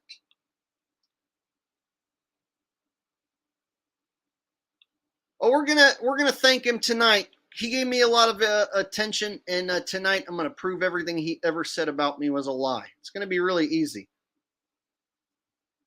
He is quite a pathetic human being. He's so jealous of me that he tried to destroy my credibility, destroy my character, and he failed. So now he's walking away from the NFL rigged subject, and he hasn't posted anything in a couple weeks, hasn't even done a Super Bowl breakdown video, and apparently he's done for good. He's going to take his ball and go home. I just want to prove to you guys that this guy's been making videos about me for over a year, and he's been lying about me. So you can see 1, 2, 3, 4, 5, 6 different videos that this guy made about me. And I'll even tell you where the whole thing started. I actually went on a trip to the ocean last year.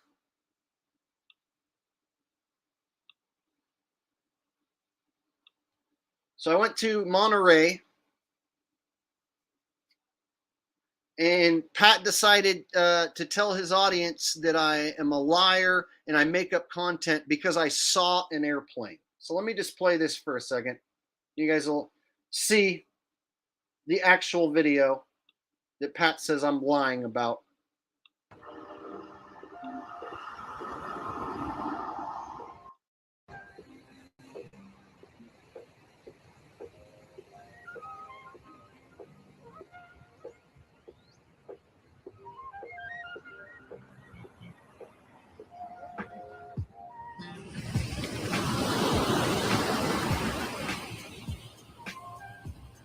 What up, y'all? It's your boy, and I'm here on the beach in Monterey, California. It is February, or how it's spelled, February the 10th, which is supposed to be winter. But let me tell you what, I am in tank tops, shorts, got my feet wet in the water. It is 73 degrees today. Absolutely gorgeous, crystal clear. Ooh, you can see all the way across the bay. All the way across. Now, not one single chemtrail in the sky. Look at that. Whoa. Thought he was gonna drop like a B-52 bomb on my head or something. Whatever that means.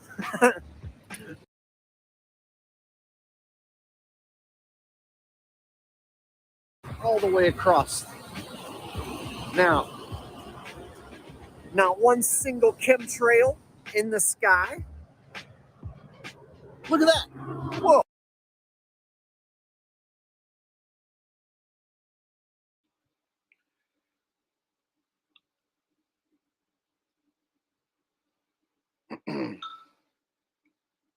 So basically, here's what happened. Pat told his audience that I saw that plane coming and that I lied and I said that there's no chemtrails in the sky because I saw that plane coming so that I could fake content and push computer simulation theory. That's Pat's big thing, is that I'm a liar and a con man. He told his audience those words: I'm a liar and a con man, and that I lie and fabricate content, and that I saw this plane coming, and I said there's no chemtrails in the sky today, and I saw this plane coming so that I could push computer simulation theory. That's his big thing against me. If you were to go ask Pat, he says I lie about content, and that's it. That's the big thing. So he literally goes on his channel and starts calling me liar and con man over an airplane that I saw. And his audience is like, "You're right. He's such a bad guy. I can't believe he did that." What? I saw an airplane, dude. Let me show you what else I did in that video. He tries to make it out like I'm worse than Zach Hubbard, like I'm the worst guy in the history of the internet. So basically, I go on to tell people you should enjoy your life and get out and have fun and enjoy what's left of it. And I bring you on a trip to the ocean with me, and I give you an inside scoop, inside look at what it's like to be me when I go and enjoy a day on the coast. And I'm showing people what it looks like in February on the coast in California versus where you might live, where there's 5 feet of snow on the ground. And so let me show you some of the pictures and stuff.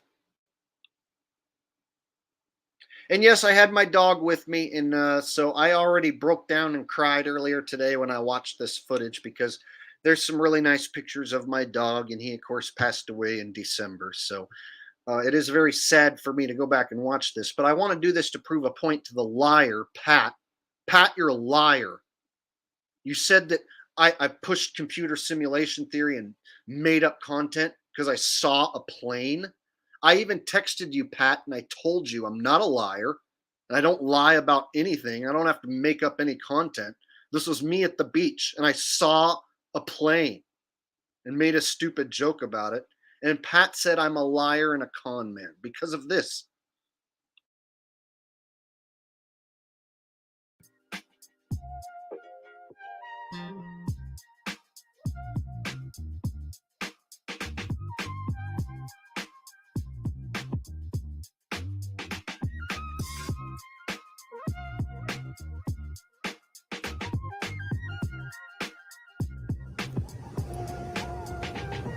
I suggest you get out there and you enjoy your life. Enjoy what's left of your life. Get out there and enjoy your life, because this might be the only chance you get to live this version of this life in this current flesh bag suit that you are in. Did you guys hear what I just said there? I said, get out and enjoy this life, because this is the last time you're ever going to experience living in this current body, in this flesh bags. That was the whole message of my video. And Pat took something positive, something very positive that I enjoyed, a good day in my life, and he told his whole audience, thousands of people, that I'm a liar and I saw that plane and I lied about it and I knew it was coming. And so I was trying to push computer simulation. That was Pat's whole thing, is I'm so evil. I'm such a bad guy because I saw a plane. Meanwhile, he cuts out all the rest of the video. All of it. All the positivity in the video, he cuts out and he keys in on the section where I see a plane and he says I lie about seeing a plane. This has bothered me for over a year. And Pat, I will come to Michigan when the weather warms up and I would meet you anywhere. I really would. I'll meet you anywhere. I guarantee you wouldn't say any of this shit you've said about me to my face, Pat. Oh, and Pat Truthner is a fake name. Pat Truthner uses a fake name because he's a fake person. He's a fake piece of shit. He's a fake son of a bitch. He's a fake loser. That's why he calls himself Pat Truthner, which is not his name. My guess is he's on one of those lists that he doesn't want people to know his name. And that's why he uses a fake name. My name is Jacob Gibson, and that's my real name, you fake piece of shit, Pat. This is the payback for all the things you said about me, Pat, you loser bitch. Anyone who ever puts my name in their mouth and lies about me, I don't forget it. Sometimes I don't make a video right away. Sometimes I do, sometimes I don't. But I don't forget. And I eventually get around to it. And I wanted to wait until after the season. Once all the NFL rigged views are died down, they've changed the algorithm. He can't get any views or anything off that right now. So anything he wants to say to me now, after I prove he's a liar and a scumbag and everything he said about me was a lie, we'll see what he has to say now with his fake name out of his fake mouth.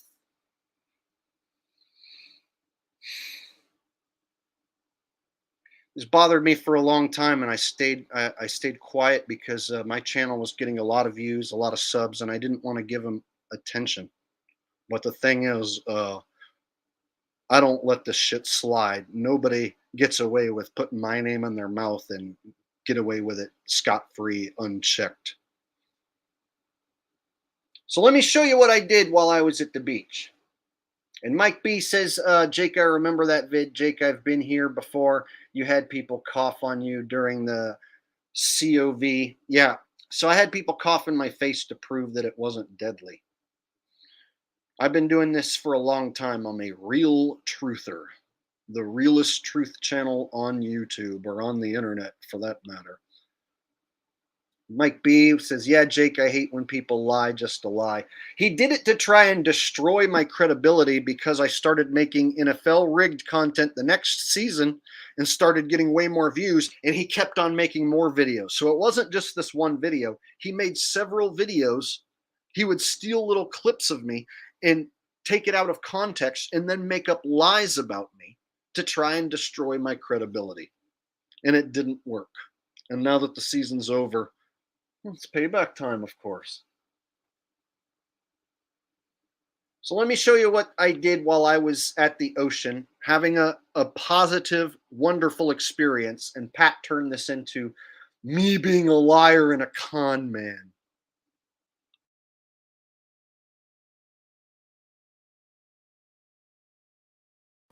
So you might get another chance to live another life, but it won't be this one. Understand?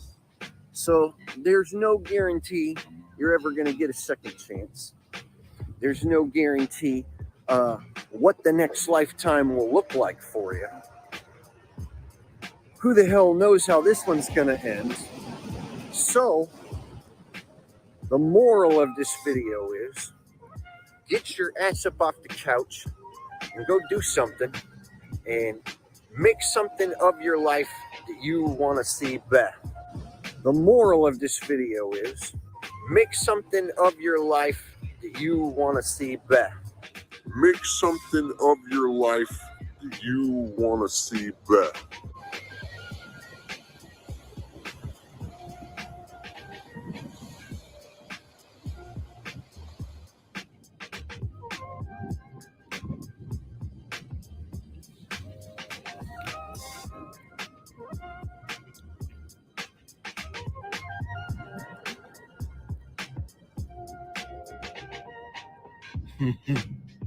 Feels weird.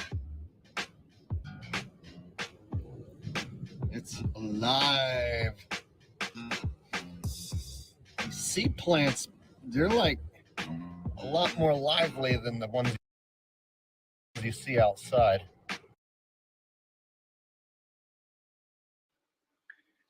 So here I am, just enjoying the sea life, just enjoying life in general. And Pat cuts all this out, doesn't show any of this to his audience. He just tells you that part where I saw the plane, that I'm a liar and a con man, because I saw a plane.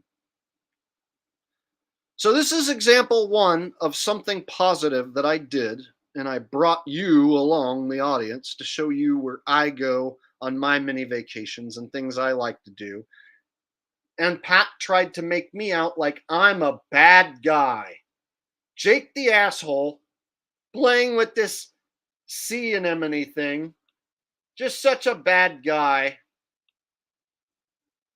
Going out and enjoying sea life. He's right next to one of them things. He just didn't want to include any of this.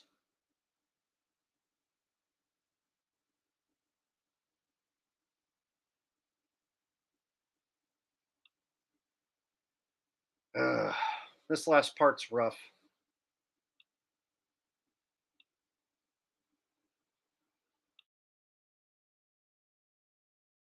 Subscribe, make sure the little bell's turned on so you get notified and all that jazz, and we will see you next time.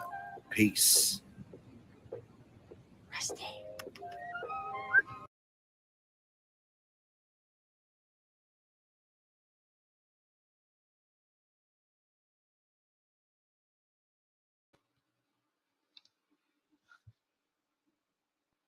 Pat, I would slap the fucking shit out of you if I ever saw you. I'll drive to Michigan. In fact, I'm going to be in Michigan when the weather warms up to visit a friend of mine, Shay. And I would meet you, dude. I bet you wouldn't come alone. I bet you're too much of a fucking sissy to meet me. After you said what you said about me, Pat, I would slap the shit out of you. No, I would do a lot worse. So not only did Pat tell his audience I'm a liar and a con man, he also called me a content thief. Guy calls me a content thief.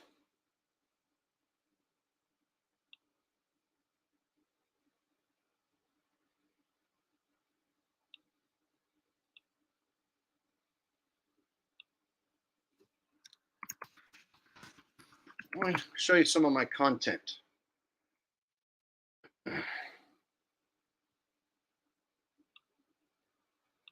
Let me show you some of my content, Pat. The stuff you're so jealous about.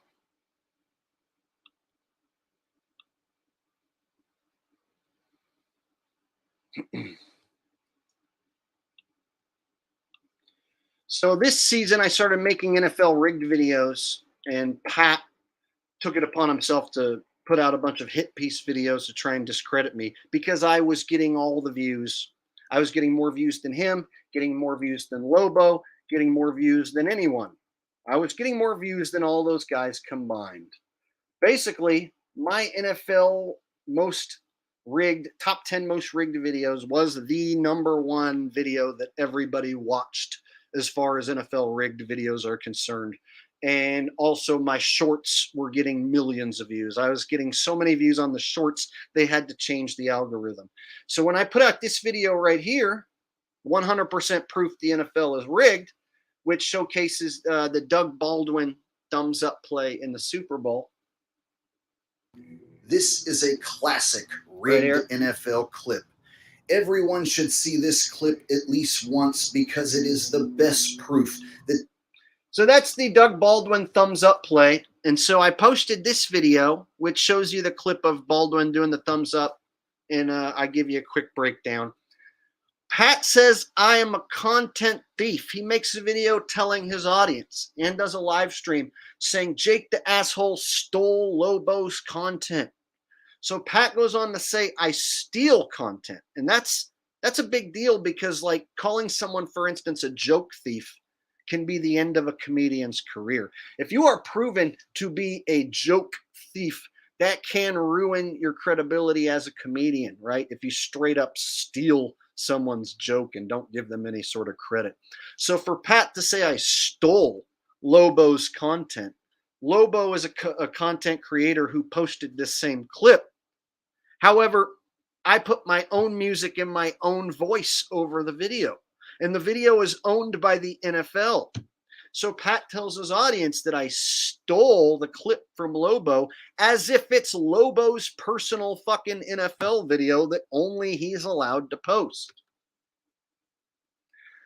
And that's the thing. He got people to bite on this. When Pat made a video saying I stole content, people were like, oh, he's such a bad guy. What a terrible guy Jake is for stealing Lobo. It's like Lobo didn't create this content. He took the NFL's content and he showed this clip.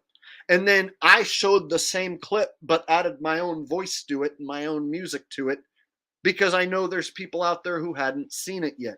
The NFL owns the footage. And so if I go back even further, I can prove Lobo isn't even the one who posted that to begin with.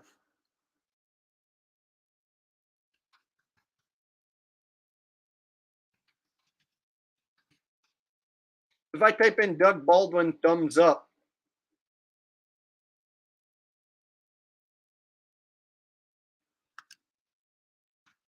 Super Bowl,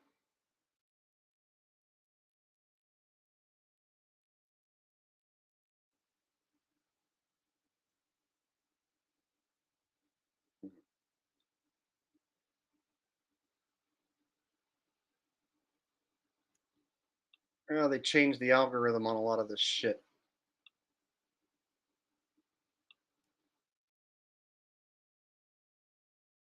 You'll see this guy right here 11 months ago posted the same clip. And Pat didn't call this guy out for being a content thief. So this guy 11 months ago posts the same clip that I posted. And here's a guy 7 years ago who posted it. So this guy posted it 7 years ago before Lobo. So Lobo didn't post this clip 7 years ago. Other people posted this clip before Lobo. And Pat doesn't call any of these people out as being a content thief. He calls me a content thief. You fucking piece of shit, Pat. You no good liar. Piece of shit. Look how old this video is. And this isn't even the first guy to post it. This is 7 years ago this guy posted it. So Pat will say, I stole Lobo's video, when in fact Lobo posted the same damn video that people have been posting for years. This video has made its way to every platform by a shitload of different people. And you don't see me saying, hey, you stole my video. It's not mine. It's the NFL clip. And the whole purpose of sharing it is so that they see that the NFL is rigged. So I shared the clip exposing that the NFL is rigged. This guy's given the thumbs up right here. I post this clip, which is years old, because I knew a lot of you hadn't seen it yet. So a lot of you guys who hadn't seen the clip, you saw it for the first time maybe through me. I'm not trying to take credit and say I'm the first guy who ever posted it. But Pat Truthner called me specifically a content thief for posting this clip, which was posted before Lobo or Pat or any of those losers. So Pat, fuck you for saying I'm a content thief. I would slap the shit out of you. Call me a content thief. This video was posted 7 years ago. It's the NFL's content. You piece of shit, Pat the rat, loser ass, fake bitch, Truthner. I waited all year for this one. So there goes your content thief argument, doesn't it, Pat? So we wiped away the airplane, and now we've wiped away the content thief thing. What else is there, Pat? Oh, you guys will love this. So one time I had a psychedelic experience. I'll be the first to admit, I like to eat a little bit of psychedelic mushrooms sometimes. I think it can be pretty fun and mind-opening. Not all the time, not every day, no, but sometimes I think it's fun. One time, I had a psychedelic experience where I saw a flower pattern. Like I could see it when I closed my eyes and when my eyes were open, and there was like this flower pattern. All right. And according to Pat, I'm a liar and I made the whole thing up. And his proof is he's taken mushrooms and that didn't happen to him. So he's going to tell you that my personal psychedelic experience that I had this one time didn't happen and that I'm a liar because he's taken mushrooms and he didn't have that exact same experience that I claim to have had. So he told his audience, I've taken mushrooms and I didn't see that flower. Jake's a liar because he said he saw a flower. He's a liar. He said he saw a flower. Like, bro, why would I lie about saying I saw a flower pattern? There's nothing for me to gain. So I saw this flower pattern, and here's the trippy part. Months later in a bathroom, some artist had painted the flower pattern that I saw on a wall. And I was explaining to my audience how trippy it was to see a flower pattern, and then months later, the same flower pattern I saw was painted on a wall. So Pat claims that I made all that up specifically to push computer simulation theory and get you to go away from God. So he ties shit together in his head to try and make me look bad and say I didn't see a flower pattern that I definitely did see, and that I made the whole thing up to push computer simulation theory to get you to not believe in God anymore. So not only will he make up lies like that, he also claimed I was going to start selling pics. So this year he said in his community section I was going to start selling pics, and I never did. He claimed me and this other guy were going to go in business together and start selling pics on Patreon, and that never happened. In fact, the opposite. I said I don't want to sell pics or even make pics anymore after this season because I don't like when I get it wrong. I don't like feeling like I made people lose money or anything, and I don't want anyone to lose money. And so next season I'm not really going to do pics because I don't want people to lose money. I don't sell picks. The only reason I gave away picks was because I was doing good and winning, and I wanted people to win. And then when I lost, I felt bad. And so Pat tried to insinuate I was going to start this picking business because I'm such a bad guy. And that never even happened. And so basically, he lied about me, saying I saw a plane, and lied about it. He lied about me every time. Everything that I've told you was all just lies to try and discredit me.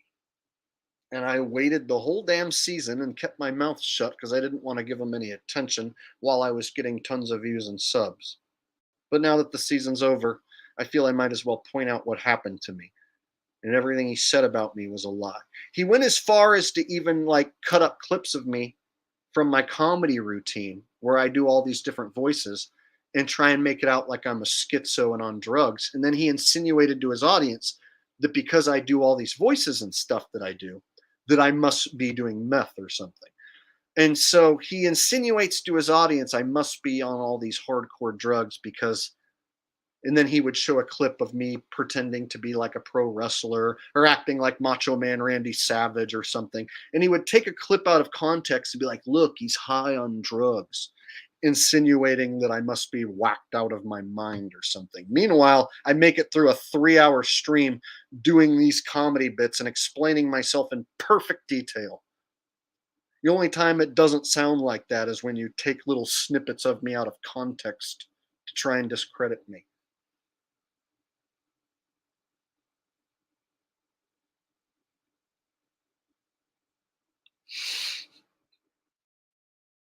QQ, I've been smoking since I was 17. I smoke today before the stream. I'll smoke afterwards. I just don't smoke in the office because people complain. So I was even lighting up on camera during the streams, and I would probably still do that if I wasn't here in the office. But in this office that I rent, the other tenants complain when they smell weed, so I have to go outside. So otherwise, I would smoke right here, right now. but I don't because the other tenants will complain. But there's old footage of me smoking on camera many, many times.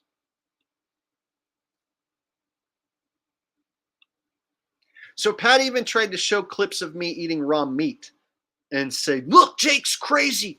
He ate some raw meat.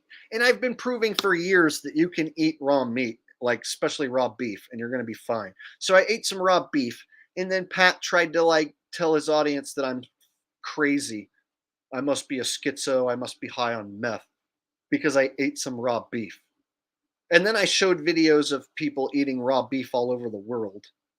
Girls, just tons of different people on YouTube, people in fancy French restaurants who order steak tartare. So I showed all these examples of people eating raw beef. And so then he shut up about that. But basically, I just wanted to give you guys the rundown that everything he's ever said about me is a lie. And he tried to get people to stop watching me, and it failed. So basically, Scoreboard says I got a lot more views than him and Lobo and Deleon all combined. I got more subs than all of them. So basically, all those guys, look up at the scoreboard. Who made NFL rigged go national? Me. I'm the guy who made the NFL rigged go national. Everyone's talking about it because of me, not because of Pat the loser bitch Truthner.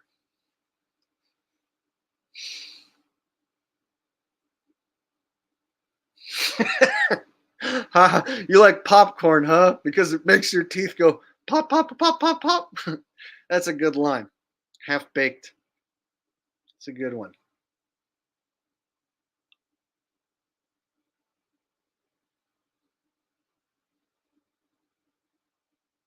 I did. I'm the guy that made NFL rigged go national. They had to change the entire algorithm because of me. And I know they did because I had videos go hundreds of thousands of views. My shorts were dominating. And now if I upload a short, it doesn't get jack squat for views. If I upload an NFL rigged short now, I'd be lucky to get 4,000 or 5,000 views. Whereas 2 months ago, when I was rolling at 100% steam, I was getting like 400,000 and 500,000 views on one of my shorts. They went in and changed the algorithm, and then they put Pat McAfee on the case because of me, not because of Pat Truthner, loser ass bitch, fake bitch. No.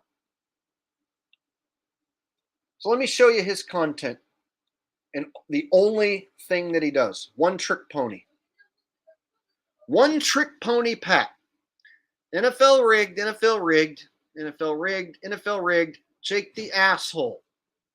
NFL rigged, Jake the asshole. NFL rigged, NFL rigged, NFL rigged, and Jake the asshole. That's all he's got. NFL rigged and Jake the asshole. NFL rigged, Jake the asshole. That's all he got. That's all he's got. That's all he's got. That's all he's got. Hey, Pat, how come you didn't make a video about what went down in Michigan, the state that you live in? How come you didn't break down that bang, bang, pow, pow event like I did? Hey, Pat, how come you've never broke down one single bang, bang, pow, pow event? Hey, Pat, how come you've never broke down one single fake space mission? Hey, Pat, how come you've never broke down one single fake thing that the news has ever said? Hey, Pat, the only thing you've ever talked about is the NFL being rigged and me. That's it. The NFL being rigged and me. And you get way less views talking about that than I do. So when we look up at the scoreboard, I got way more views than you talking about the NFL being rigged all season long. You're a jealous hater bitch. And so you made all these hit piece videos to attempt to discredit me, and they failed.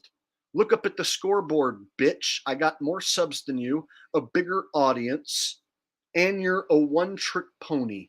Outside of me and the rigged NFL, you got nothing, bitch. Nothing. So if you guys are like, oh, maybe I'll go check him out. Well, the season's over, and all he does is lame NFL breakdowns that are boring. Basically, my NFL breakdowns are the cream of the crop, the best in the world, number one. And he's a distant, not even number two at this point. So look, 2 weeks ago, he made a video. Ooh, wow, 2 weeks ago. He didn't even do a Super Bowl breakdown. Too lazy to do a Super Bowl breakdown. Doesn't even care. Hey, Pat, let's look how much people watch your live streams. Oh, look, 300 people watch his live streams. Bro, I have that many people watching right now. So as many people watch your live streams total, I have that many people in this instant watching me, dude. When it's all said and done, I'll get 4, 5, 6, 7, 8,000 views on this stream. You get 300 views on your streams because you're a loser and nobody likes to listen to you because you're a monotone bitch. You're full of hate, and your streams are so basically they're so lame that they put everyone to sleep. There's no information to be gained. It's a waste of time to watch your live streams, which is why you only get 300 views, because your streams are garbage. The only thing you ever got views on, Pat, was the rigged NFL title because of the algorithm stroke. Now that that's over, you got nothing. So you don't upload anything at all because you got nothing. You got nothing. 2 weeks, bro, you got nothing. I bet the only thing you have left to do now is make a response video to me, but I've already proved that you're a liar and a bitch. Scoreboard, bitch. I won. You lost. You stabbed me in the back. You're a bad guy for what you did to Jake the Asshole. You lied about Jake the Asshole all year long, made multiple videos about me, and this is my payback to you, you piece of shit loser. I'll drive to Michigan when the weather warms up, guaranteed. I bet you won't want to meet me anywhere. Now go crawl up your loser butt buddy Lobo's asshole. Pat loves black men. He loves black meat. He likes to take little clips of me saying he loves black meat and say that I'm racist. Call me racist all you want. You love black meat, Pat, which is why you attack me so much, but then you go crawl up Lobo's asshole. And Deleon, you love the dark meat. Deleon and Lobo, you want to crawl up their asshole and worship their cock, but you want to call Jake the Asshole a bad guy. Okay. Okay, buddy.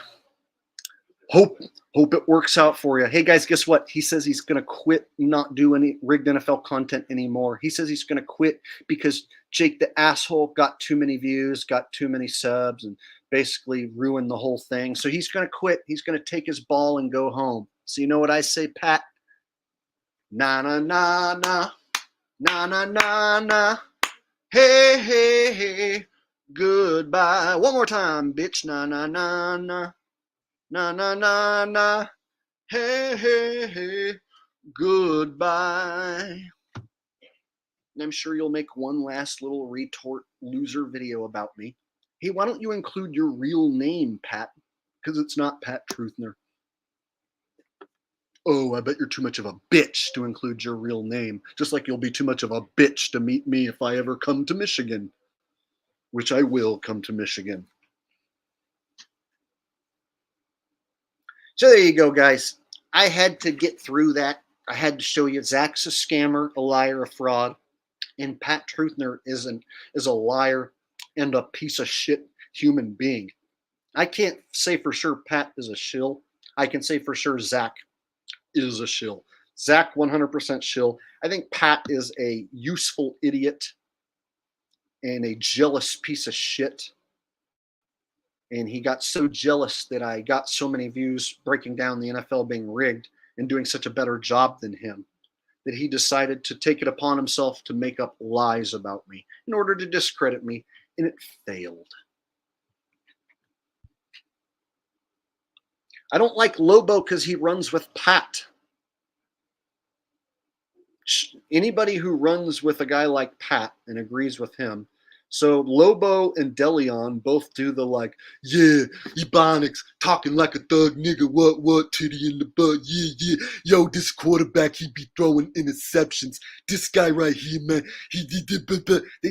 they talk like this Ebonic shit, and I personally think like talking like that makes you sound like an idiot. When you purposely talk like an idiot, I think you sound like an idiot and you look like an idiot. And I notice Pat likes to go hang out with dudes like that and likes to lick the balls of guys like that. And then all those guys like to get together and say, I'm the content thief and I'm the bad guy. So Lobo has stood beside Pat and talked shit about me too.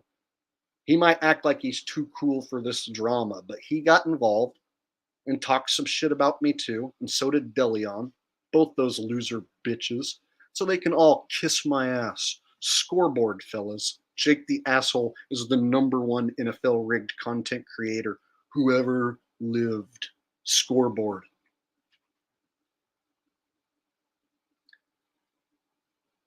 Another thing, Lobo also insinuated like I took his clip as well, when I'm the one who told you Dave Chappelle's been replaced.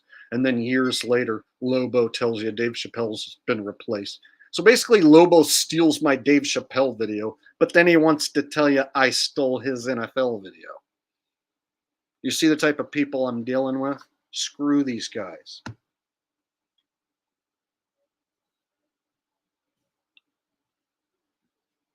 No, I'm not going to get canceled for saying anything. That's what they call themselves. And I don't play by the rules where only black guys are allowed to say nigga.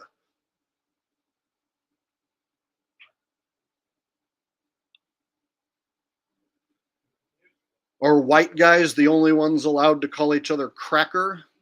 Oh, no, that's different. Anyone can call a white guy a cracker if they fucking want to. But if black guy says nigga, oh, you have to be black to say nigga. Watch, now he'll use that to try and discredit me some more. Go ahead, dude. Nothing you do will ever discredit me because I am the real, genuine article. So that's another thing Pat likes to do, is he likes to take everything I say about black people and then go to Lobo and go, look, Lobo, he's racist. See, I told you you shouldn't like him. Then he goes over and sucks Lobo off. So he sucks Lobo off while telling him how racist I am to like feed his hatred of me. And then they all get together and talk Ebonics style about how racist I am to make themselves feel better.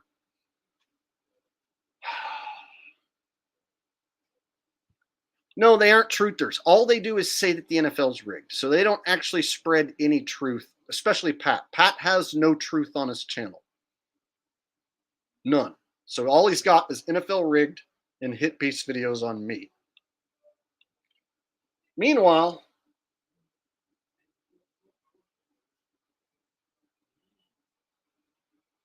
if you go to my channel, you got the opposite.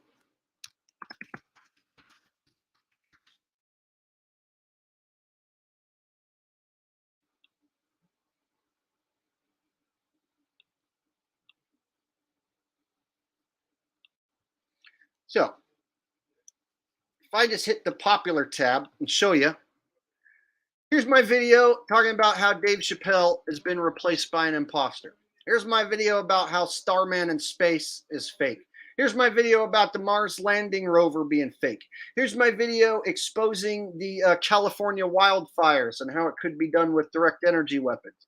Here's my Versus series where I went against globe cucks like Vsauce and Bill Nye. I've done videos about SpaceX. I've done videos about fake dinosaurs. I did a whole series about Damar Hamlin being a scripted injury. It's proven gravity itself. Proven space travel is a hoax. They have original music. North Korea doesn't exist. There's nothing like this on Pat's channel at all.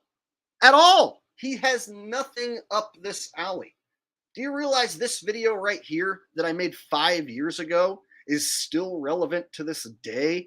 And Pat has nothing like this at all. In fact, Pat's former military. In fact, this is a really good video right here. I haven't seen this one in a long time. I might even show you a piece just to show you how long I've been doing this. Look, this is a 5-year-old video with 57,000 views saying North Korea doesn't exist. Now, would Pat ever make a video like this? No. He doesn't have a fucking clue how any of it works. He's a loser who tries to tell you Jake the Asshole's a bad guy. When look how long I've been exposing the truth. Here, let's watch this for a minute. This is actually a good video.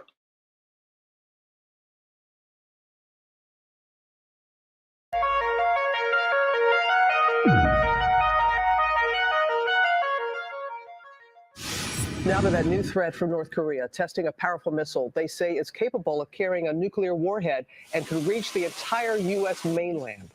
The UN Security Council calling an emergency meeting, President Trump promising, quote, "We will take care of it." Overnight, North Korean TV gleefully announcing the test of a new type of missile, which Kim Jong-un says completes its nuclear force. The intercontinental ballistic missile stayed airborne nearly an hour, hurling into space 2,800 miles, higher and longer than any missile ever tested by the North Koreans before crashing down in the Sea of Japan.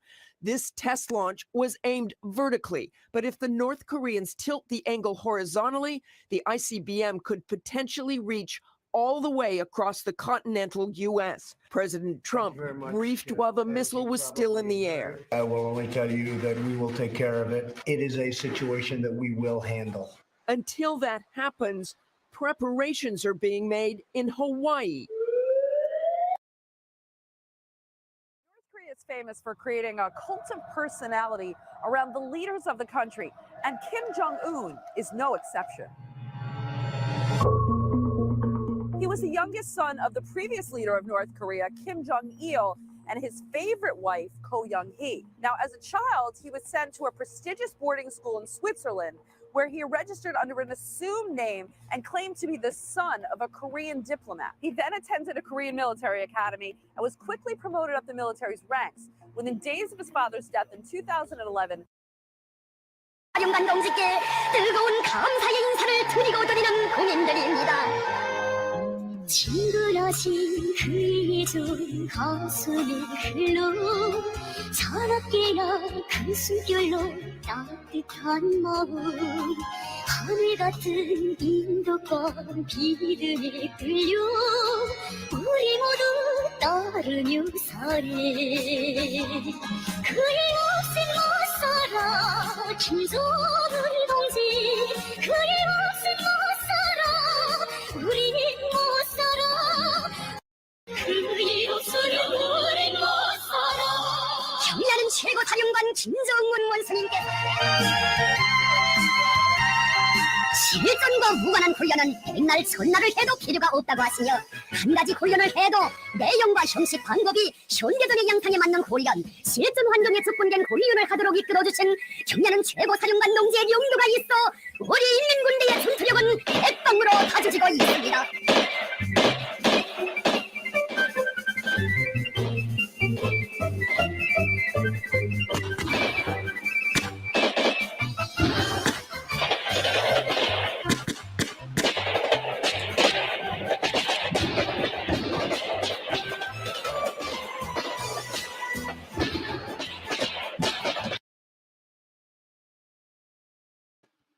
Wow, those guys are so scary. Ooh, I hope they don't come invade us and shoot us with their bombs.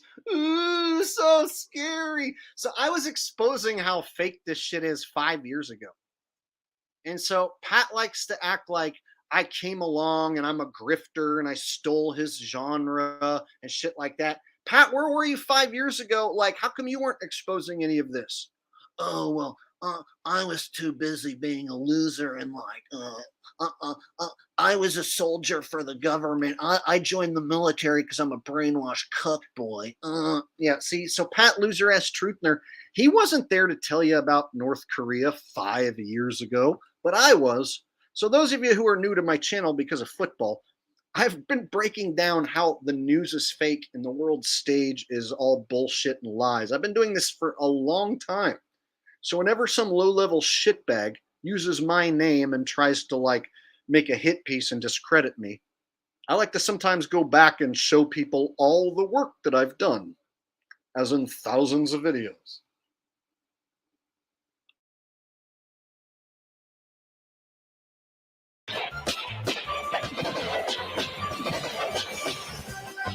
백두산의 폭풍과도 같이 백두산의 번개와도 같이 단숨에 정치를 타고 앉아 원수들을 모조리 쓸어버릴 수 있게 튼튼히 준비된 우리 인민군대를 단날 자 이 세상에 없습니다.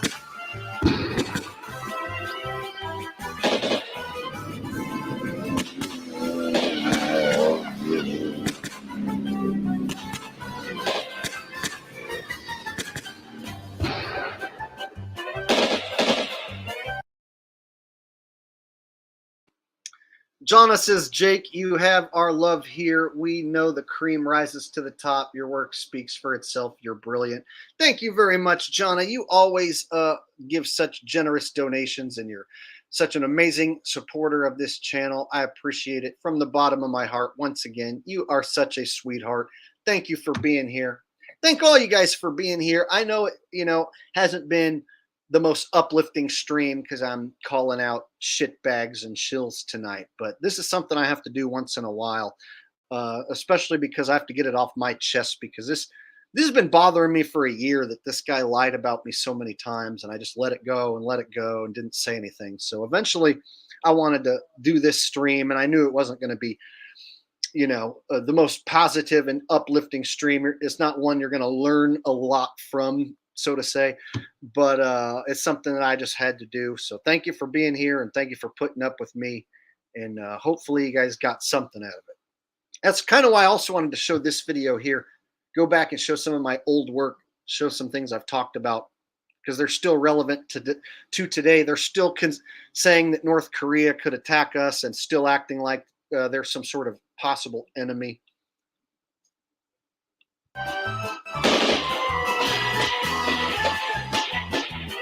경의하는 최고 사령관 동지께서는 전투 훈련을 더욱 강화하여 모든 전투원들을 정찰, 침투, 습격, 파괴 등 그 어떤 어려운 전투 임무도 훌륭히 수행하는 만능 병사, 다병정화된 싸움꾼들로 준비시킬 때 대한 법을 제시하셨습니다.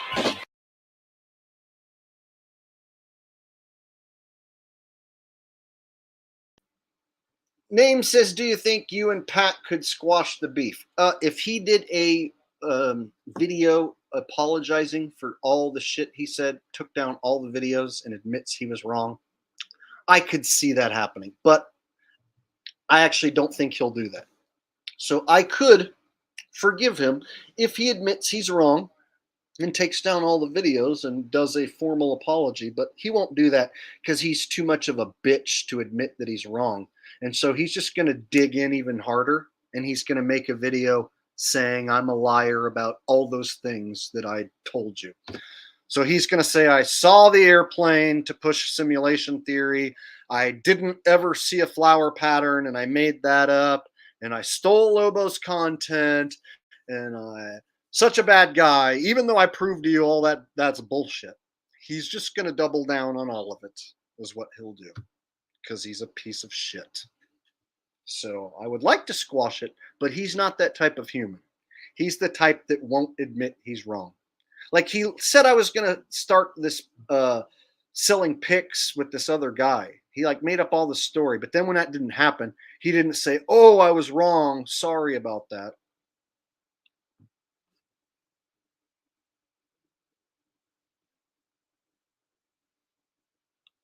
Big Balloon says, looked up Pat Truthner, real name, couldn't find it, but someone made a whole web page on your beef.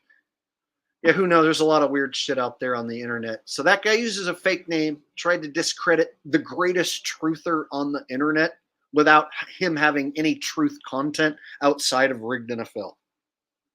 So basically a one-trick pony. Tried to steal my credibility and my clout as if it was going to transfer over to him just by simply lying about me. That mushroom artist says, I had a theory they are lying about the world population, either greater or less than the actual number. Was curious to see your thoughts on the topic. I think the population is dropping, especially now that people aren't having as many kids as they used to. So between Planned Parenthood, the plandemic, VAXXs and stuff, a lot less people are having kids, and it's a lot more difficult. Like for instance, a guy like me, I'm hesitant to start a family because finding a suitable mate these days has become increasingly harder, and trying to fight the system and keep your kid from being shot up with poison would also be increasingly hard battle. So fighting against the system and finding a suitable mate who's also against the vax and be able to raise a kid, without putting them into public school, without them getting jabbed, man, it's just it'd be an increasingly tough task as time goes on. So I think between that and just a lot of people, being brainwashed sheep, more people becoming libtards. The general consensus is there's too many people and you shouldn't procreate, amongst tards. So I'm guessing they've done a good job with all those agendas that I just spoke of at driving down the population. So my guess is over the last 5-10 years, the population has probably dropped, but they're going to lie and say that it's gone up. So I'd say this time next year, it will have dropped from right now, but they're going to lie, of course, about those numbers.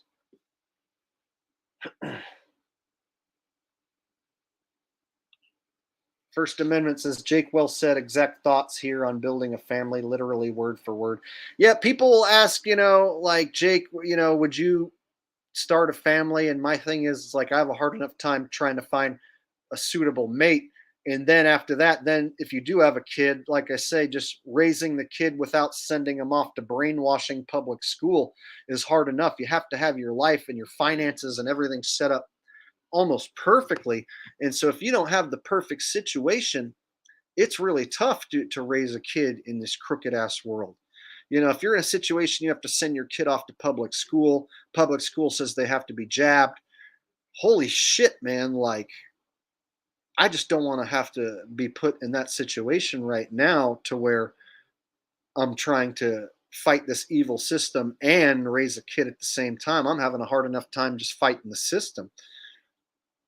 So I know it's their goal for me to not mate, but I can't simply fight back by just creating a child with just anybody.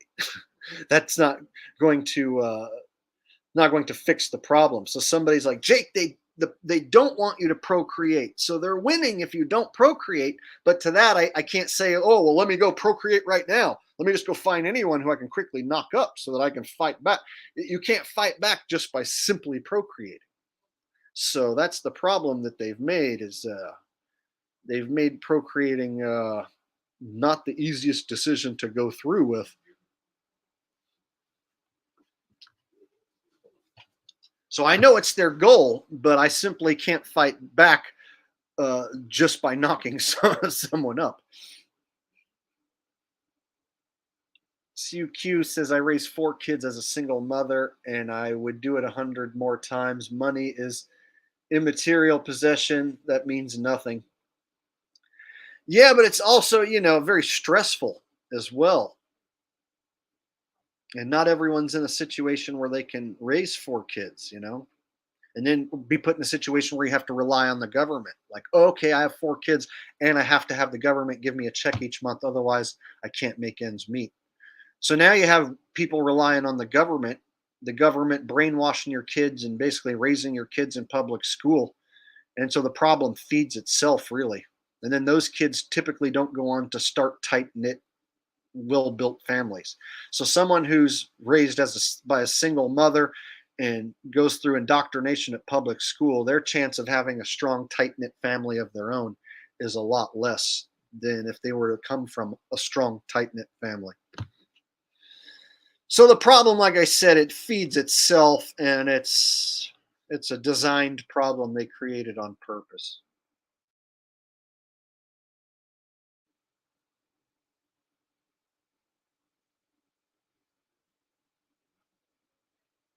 So this is just to show you some of the content I've made over the years about fake North Korea.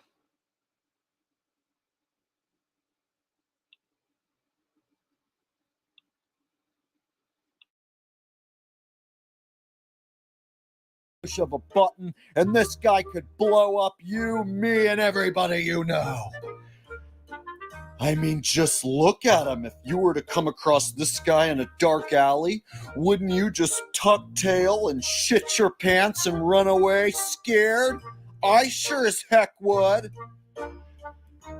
Alright, am I the only one that thinks this is hilarious? I hope you are catching my sarcasm, because I'm laying it on pretty freaking thick here, people. Is this guy actually scary to anyone? Does this guy's army scare anyone? Am I the only one that finds this whole thing completely friggin' hilarious?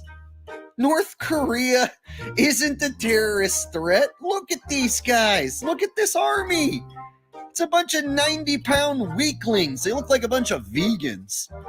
Let's watch these guys in battle. Whoa, man, they just came out of that makeshift helicopter and did some barrel rolls. Holy cow. And then there he is watching the whole thing from his office. Sure, I believe that. Like, hey, let me grab my binoculars and take a closer look. Oh, yeah, I like what's going on out there. Looks good to me.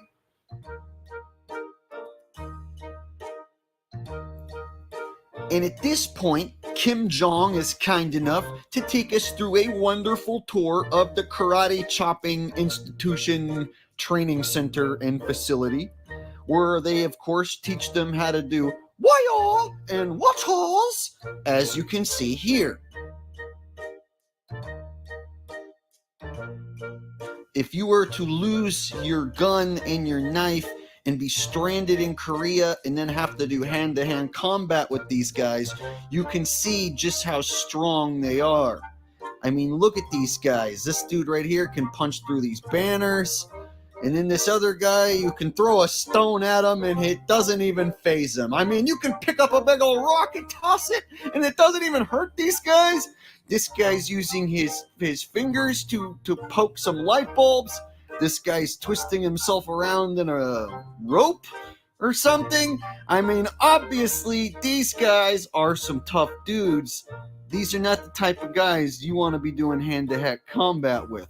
And of course, my favorite part is when this one guy puts his hand over the concrete slab and then this other guy chops an axe into the guy's hand, which then breaks the concrete. Very useful in times of war. Extremely useful.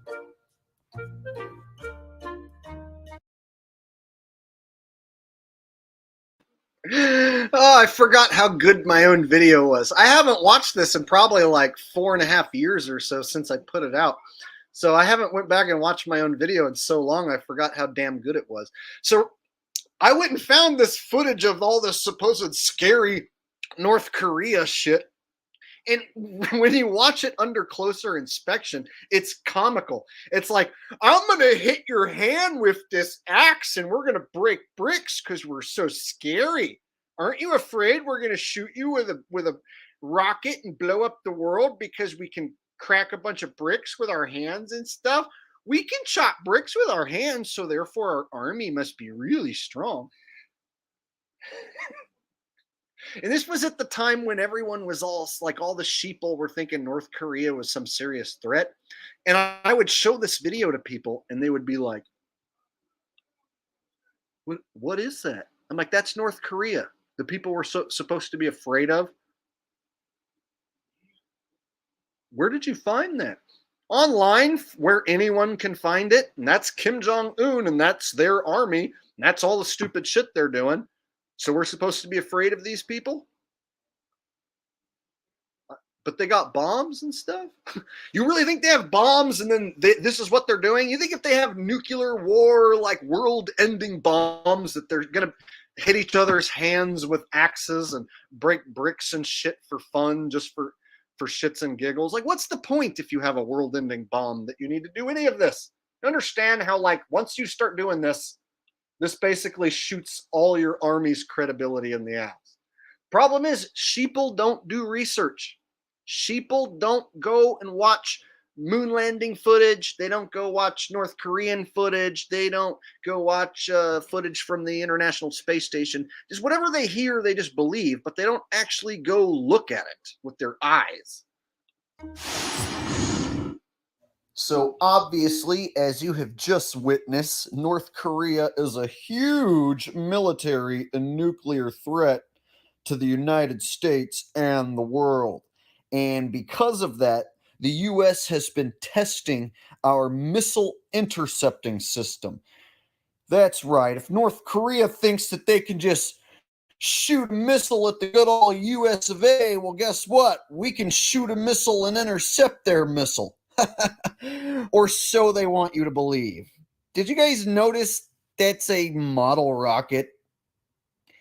Looked to me like a glorified model rocket, maybe a step above the kind that me and my friends used to launch when we were like 10 years old. Did you guys ever used to launch model rockets back when you were a kid? Take a good look at what this looks like to you.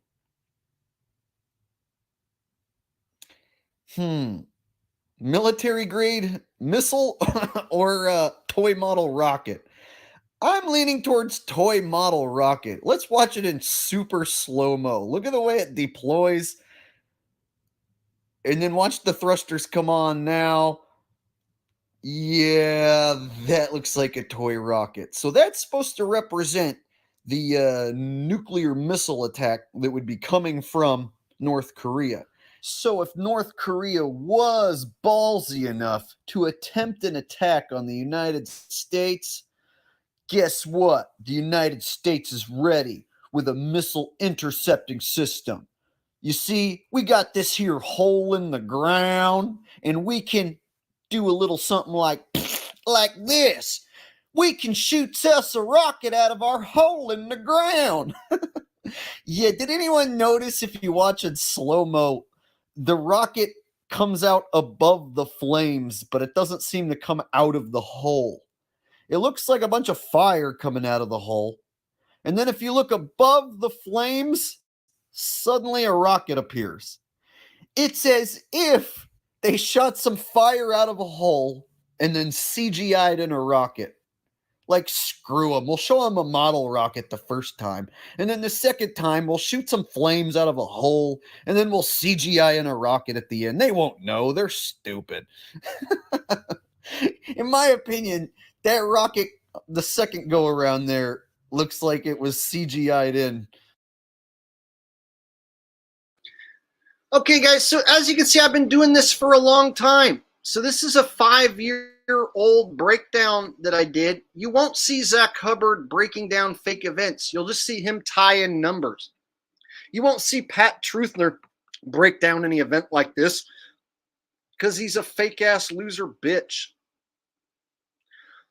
So what I've been telling you guys is I've been doing this truther thing for a long time, and I have my own way of doing it. And there are channels out there who will talk shit about me, put my name in their mouth, but they don't have the resume that I have. If you go look at their channel and look at what they've done, they can't show you any videos like this one. They can't show you anything like this.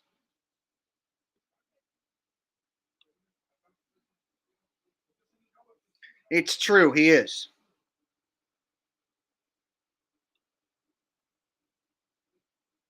So this is just one video. Like I said, I've been doing this for 7 years. Got lots of different videos.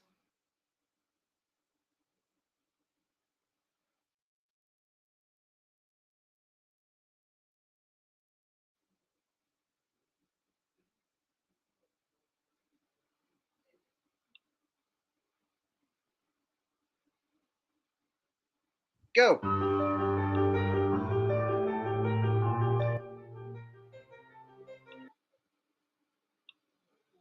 All right, so here's one where I beat the curvature calculator. Well, actually, I didn't do the experiment. It was a girl named Jenna who did the experiment.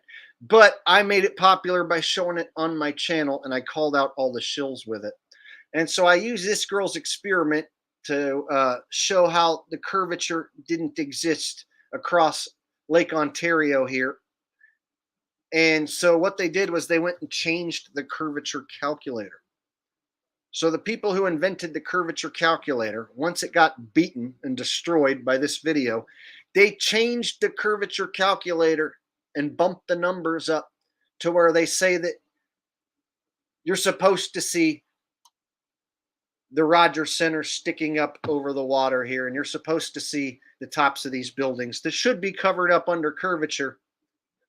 They changed the entire number system and curvature calculator and all the math formulas so that they could say that you're supposed to see what you're seeing here. So that's what the ballers do and the shills do, is they move the goalposts back. They change the math. They change the formulas So that's Toronto across Lake Ontario. That's the Toronto skyline 30 miles away across Lake Ontario. And you can see the Rogers Center, which is where the Toronto Blue Jays play baseball. It's got this white roof. You can see this white building 30 miles across, and it should be covered up by curvature. So you won't see anything like this on Pat's channel, and you definitely won't see it on Zachary Hubbard's channel. So there's the white building across Lake Ontario, Rogers Center from 30 miles away, and it's only 282 feet tall. It should be tucked underneath the curvature.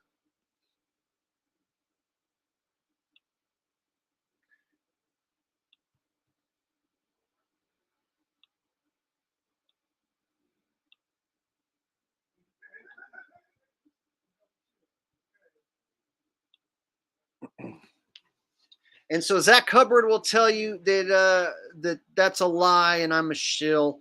And then the Globe Cucks will also tell you that I didn't take refraction into account. They'll tell you it's a mirage. They'll tell you it's a refracted mirage.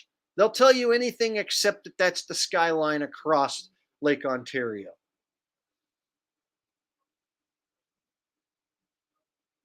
So this has been going on for a long time. I've been making videos exposing the truth, calling out scammers and liars, and they've in turn made videos lying about me, trying to discredit me.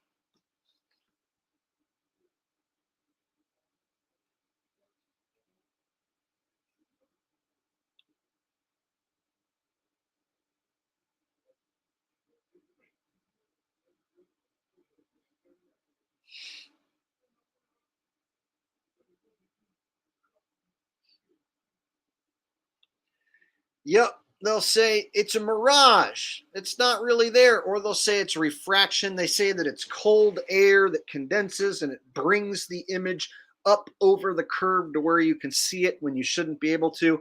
So when it comes to like globers, they'll tell you, you know, these guys thousands of years ago did all these experiments to prove Earth is a globe, but they didn't use any of all these complex computerized math formulas and curvature calculators and shit when any of these guys thousands of years ago supposedly proved that the Earth is a ball.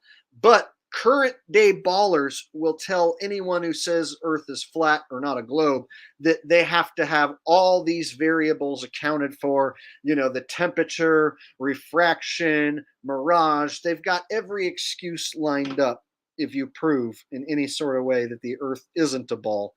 They've got built-in excuses between mirage, refraction, or refracted mirage, curvature calculator math, cold, dense air causing the image to rise above the curvature. So basically, liars lie to cover up the truth. And that's what they're going to continue to do. That's their job. So there's guys who are globe cuck shills whose job it is to say Earth is a globe at all costs and to defend against anyone who claims otherwise. And there's guys out there like Zach Hubbard who want you to bet and lose money on the NFL while they claim to be the best picker decoder in the world. So there's a shill in front of like every major conspiracy that there is, basically.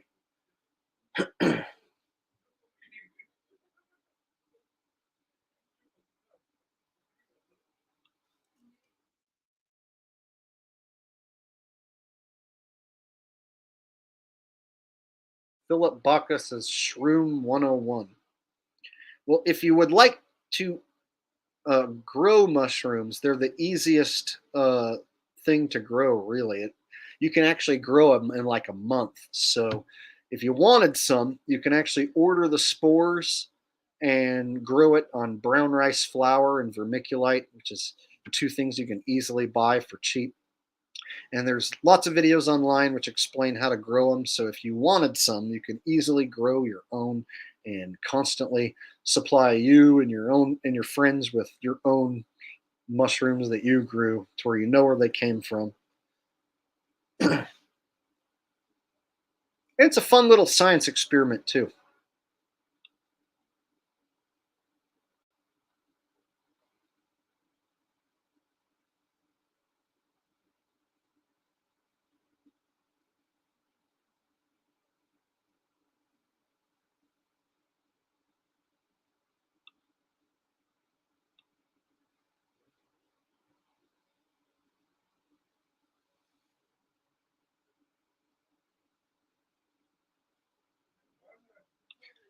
Yes, you want to make sure you don't have any contaminants. But if you're growing in jars, then you can easily spot any contaminants because they are other colors other than white.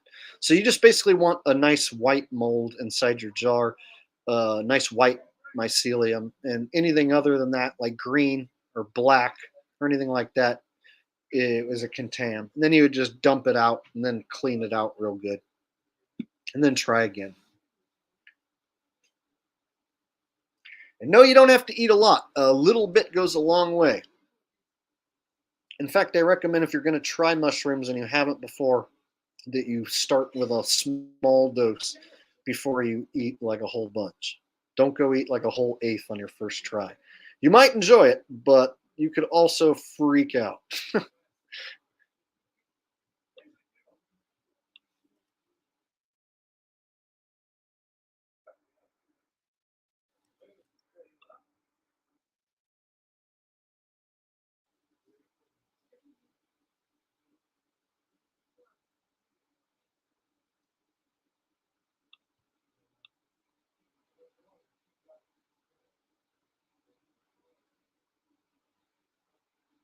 Big Balloon says micro dosing is a thing too. Yeah, just eating a little bit can just slightly change your attitude, your mood, and give you just this little extra pep in your step. And so, some people to combat depression, if they don't want to take pharmaceutical drugs, you can microdose a little bit of psychedelic mushroom. And some people think that it's better than prescription drugs. So, some people have cured their depression issues. Some people have cured their headaches. So, I had a bout many years ago. I don't know, 5, 6 years, maybe longer, 7 maybe years ago, where I had these cluster headaches that were really bad.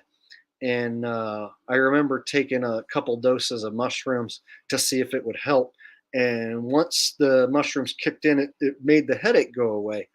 And after I treated my headaches with the mushrooms like 3 different times, I know I stopped getting that type of headache. And to this day, I haven't got a cluster headache. So I went through this phase where I was getting these cluster headaches where it would cause one side of my head to feel so painful that it would make my eye water, and it was debilitating. Like I had to like lay down until it went away. And I noticed if I ate just like a gram of mushrooms after like 30 minutes, an hour, once it kicked in, I would feel really good and the headache would just go away. After about 2 or 3 times, I never got another one ever again in my life.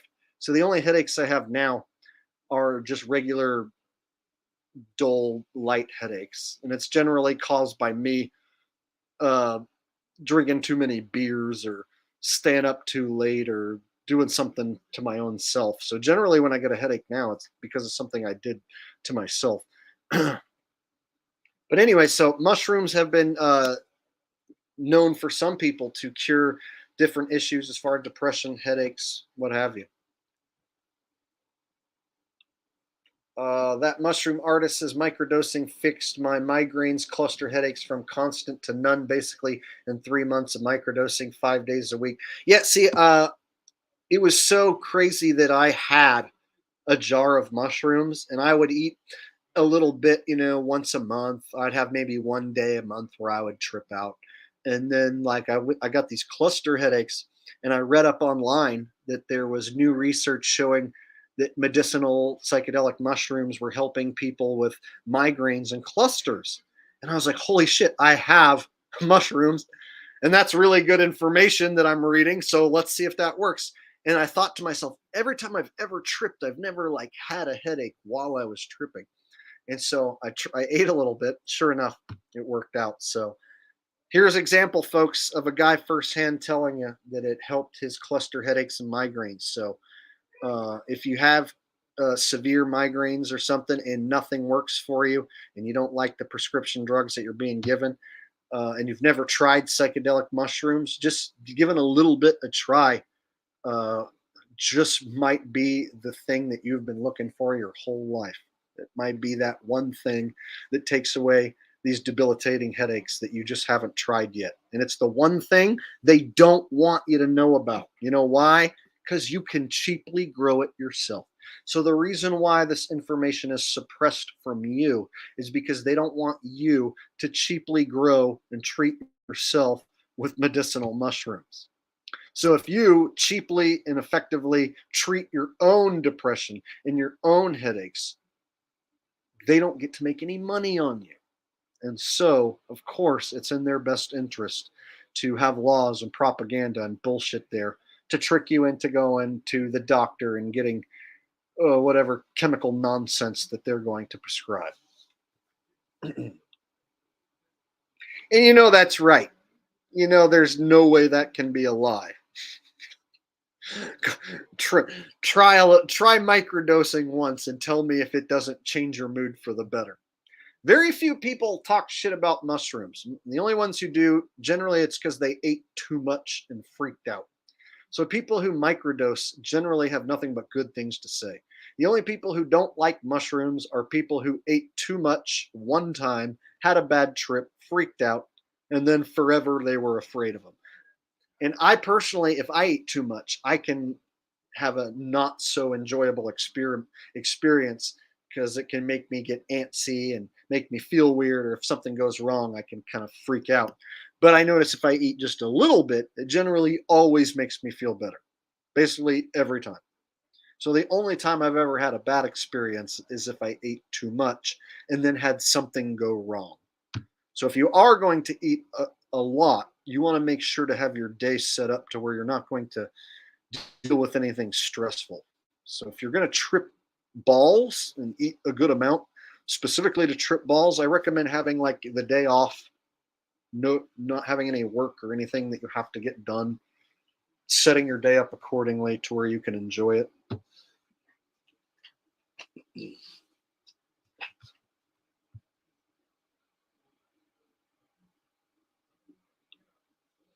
And I've heard this too, heroic dose changed me forever, 5 grams at once. Yeah, that's a lot. That's enough to freak you out for sure. That could definitely make some people panic and have to go to the hospital even. So some people, if they eat too much, they'll panic and think that they might die or something. When you won't die. You'll trip the fuck out, but you won't die. And so some people, once they cross that line of they eat more than an eighth, they get into the 4 and 5 gram range, you can freak out. So I've heard stories of people thinking that they're like in purgatory, or that people are coming to get them, or they freak out, have this weird paranoia, and have a bad trip, so to speak. So I always recommend that you eat a little bit and then wait. And if you want to eat more, then eat a little more. But don't eat a ton at once because it can go bad. Not always. Some people have one of those experiences where it was the greatest time they ever had in their life. But typically, if someone has a bad trip, it's because they ate too much and then encountered some sort of stressful situation, which confounded the trip in a bad way. So you want to avoid eating too much and avoid stress for sure. I personally like to watch like a funny movie, or like if I'm going to watch like a wrestling pay-per-view, that's when I like to eat a little bit. Or if I'm going to go watch a concert. Watching a concert on a little bit of mushrooms can be the difference between like the best concert experience of your life or it just being okay. So if you go watch a band and you're flying high on mushrooms, chances are you're going to experience the music in a more enjoyable way.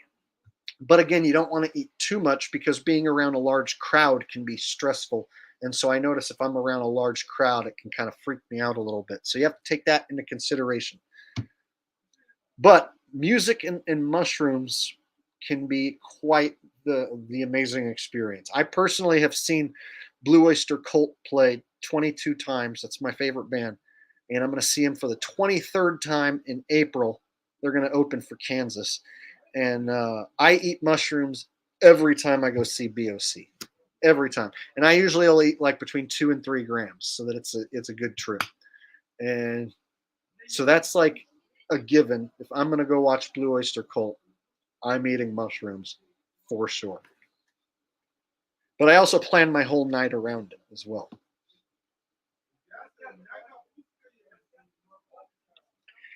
LSD gives me a similar effect as mushrooms, except it's a lot more like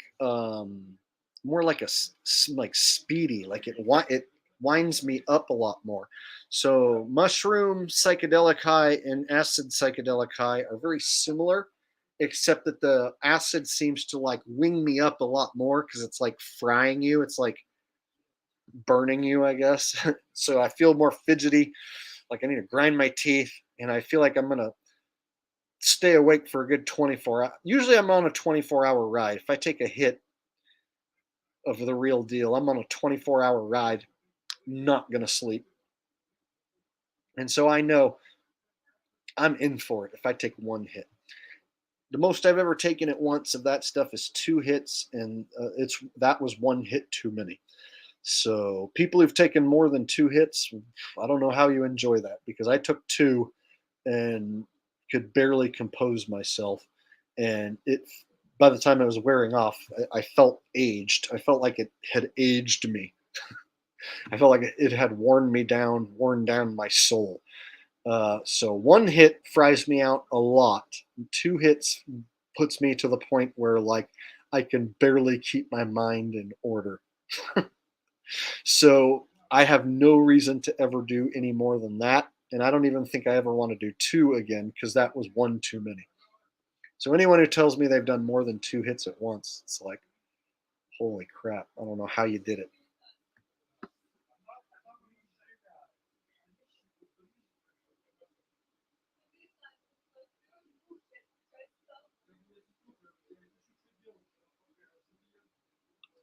Yeah, I hear that it's acid comes from like a fungus like mushrooms, that it's like a bread mold, and that you have to grow like this certain bread mold and then extract the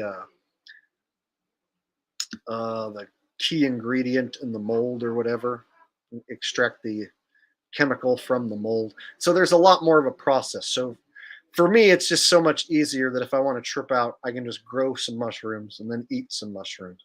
So I've always got plenty of mushrooms, whereas acid's one of those things that only came along a handful of times in my life.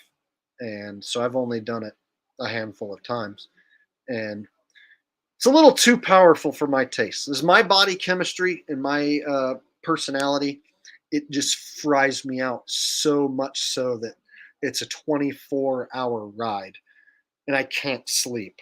So with mushrooms, it's like maybe a 6 to 8 hour ride, and then I can calm down and go to sleep. So after half a day, once it wears off, late at night, I can calm down and go to sleep. Whereas if I eat a hit, I am not going to sleep. It's going to be a 24-hour period before that shit finally settles down and leaves my body.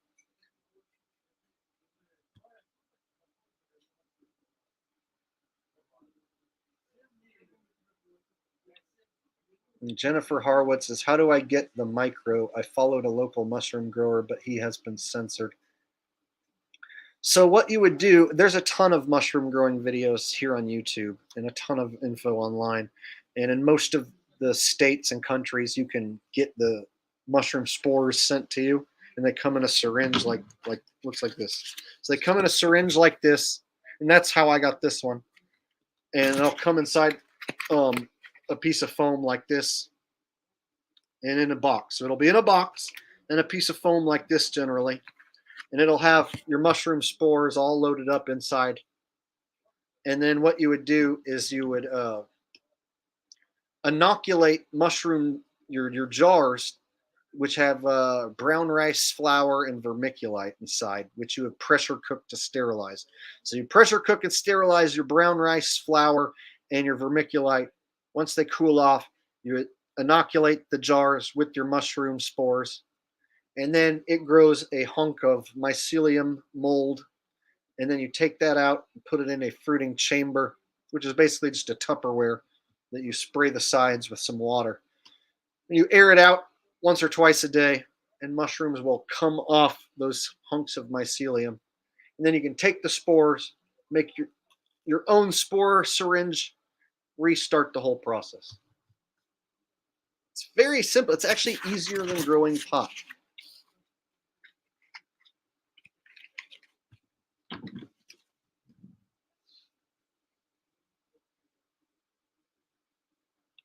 So in about a month and a half, you can have the whole thing finished and have them in your hand.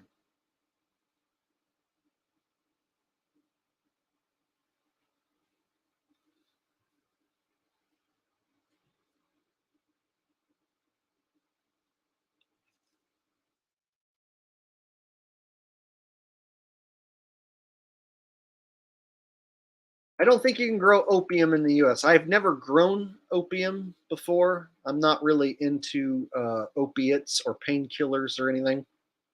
In fact, I lost a good friend of mine to painkillers, hard painkillers. And they can be very, very addictive. And I knew a guy, he was so funny.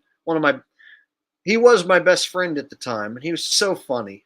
And I still miss him. And it's been a long, long time since he OD'd. But he got into eating painkillers like every day, like they were candy. And the problem is, if you start doing that, then you eat more and more and more and more. And then the next thing after that is heroin. Because once you eat 20 painkillers in a day and it stops fucking working, you stop getting high, then you bump it up to heroin. And then once you start shooting heroin, the next thing you do is die. And so the problem with prescription painkillers is people get addicted to them, and it leads you down that dark alley of wanting something stronger, and that next thing is heroin. And so I personally never went down that alley. I remember trying a prescription painkiller one time and being woozy and feeling sickly. Like I tried a Percocet one time and I did not like it. And this was from the friend that was doing them every day. And he was telling me how great they are. And I tried it once, not for me. So I've always stuck with weed, beer, and mushrooms. That's always been my thing. And I wish I hadn't drank so many damn beers. And I wish that I still didn't drink that shit because it's basically piss water. But to be perfectly honest, yeah, I smoke weed and I drink beers and I eat the occasional mushrooms, and those are the only drugs I do. So anyone who lies and says anything that I do anything other than that, they're just a liar or they're making assumptions.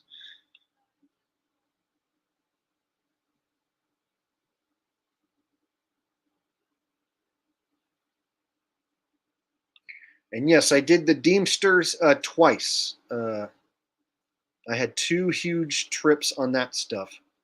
And I'm a little scared to do it again, but I probably would do it again just to see what happens this next time. But both times I tried that drug, holy shit.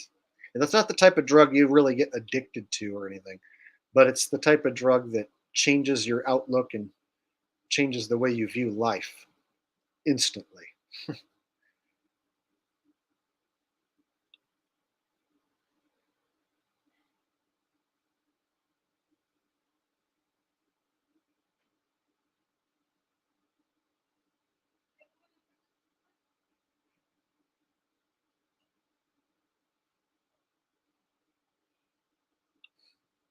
Chaos Watcher says, ugh, man, perks are terrible. I'm glad you stayed away from that shit. Beer is not piss water. It's technically shit water because the yeast eats sugar and poops out alcohol.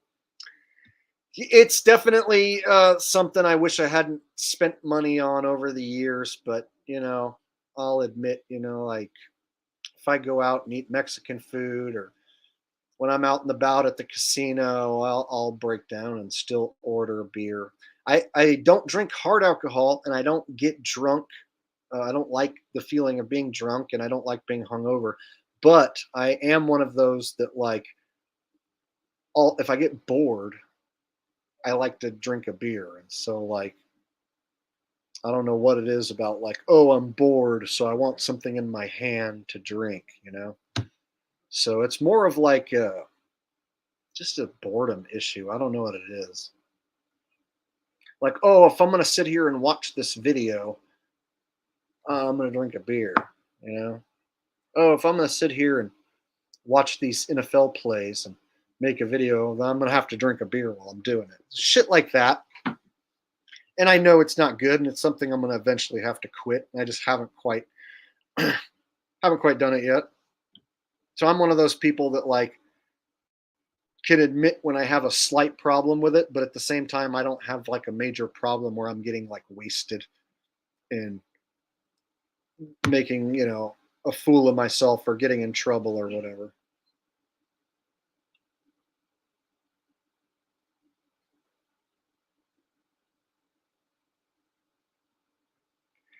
You know, and a beer once in a while isn't like so much of a big deal. It's at the fact that like it can become a habit to where each night gotta have a tall can. Then you finish the tall can. Okay, let me go get a second tall can. You know? And so where you might not be like full blown like, you know, drunkard on whiskey or whatever, but if you're drinking, you know, 4 or 5 times a week, 6 times a week each day, you know, then it's definitely considered alcoholism or being an alcoholic.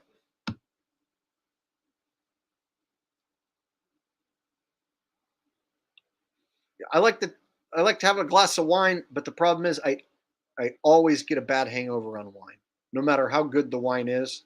So whether it's shitty wine or whether it's like good ass wine where you go to the vineyard and go wine tasting and it's all fancy, I get buzzed real quick. But man, it seems like within 2-3 hours I get really tired and headachy. So wine tends to make me extra tired and headachy, and no matter what, I seem to get a bad hangover.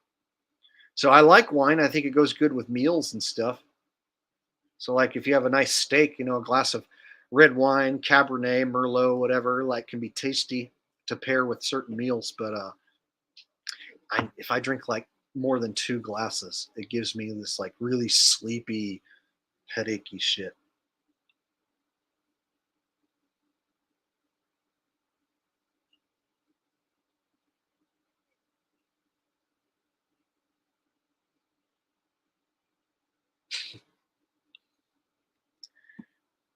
T Football says the key is smoking dog poop dried out. You mean to tell me we're smoking dog shit, man? Yeah, man. My dog ate my stash, man. The little motherfucker ate it, and I had to follow him around with a little baggie, man. Man, I wonder what Great Dane tastes like, man. There you go. Little Cheech and Schlong for you. Right? Hey, I'm just a love machine, and I don't work for nobody but you. Then when my temperature rises, then I go for her thighs. Then I say, guacamole, my choose. Guacamole, my choose.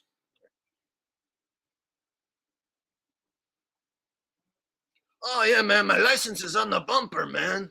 His name is Ralph, man. It's mostly Labrador, man. What's Labrador? It's dog shit, man. You mean to tell me we're smoking some dog shit, man? Oh my God, you guys, I went and saw Cheech and Chong perform live, and let me tell you, not good.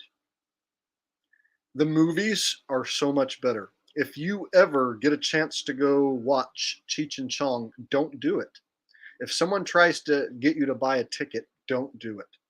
Here's what happened. Cheech and Chong are so old, and the most famous thing they did was Cheech and Chong movies. So they go out on tour as doing a comedy act, and you think it's going to be as funny as those movies that you saw when you were stoned a long time ago.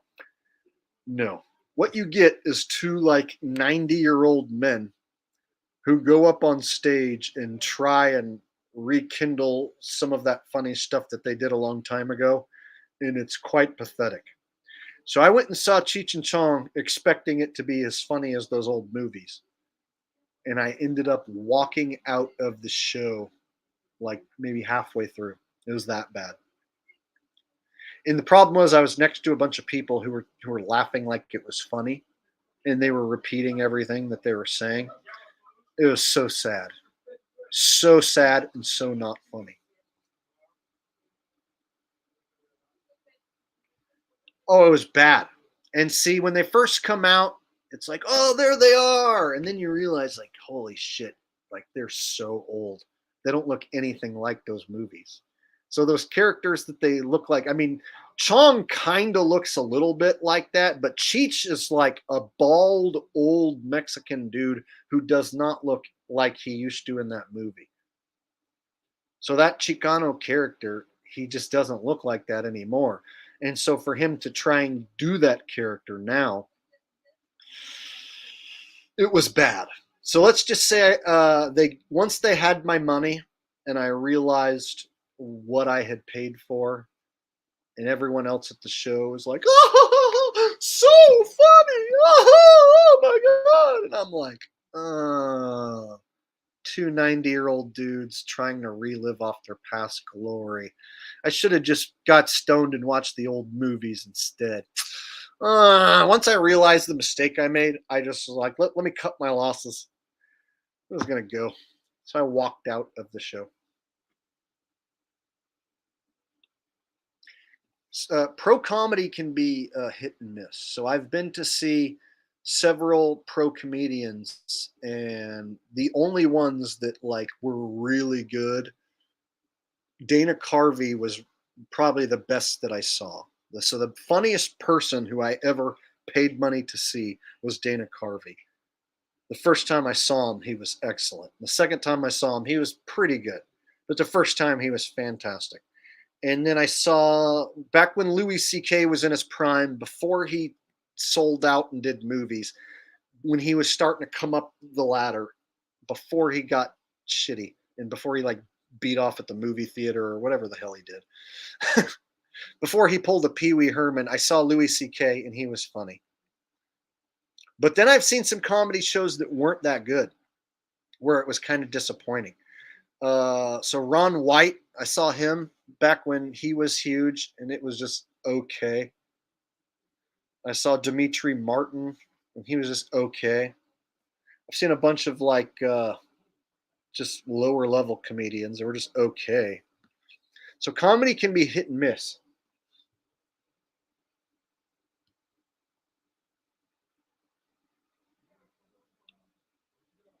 Lint away air duct and dryer vent cleaning says, my favorite part about Pat is how he's so salty he ruined his own channel.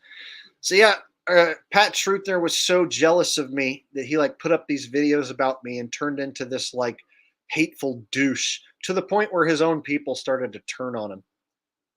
And then he went over and kept track of anyone who watched me, and then he would bitch at you. So if you watched me and him, he would bitch at you and be like, I saw you over there watching Jake's channel.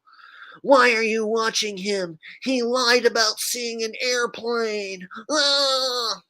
He ruined his own channel. Now he's done. Won't make any more videos. He'll probably make a video about me trying to refute everything that I said, but it won't work. He'll just get his loser butt buddy minions to agree with him. It's about the most he'll do.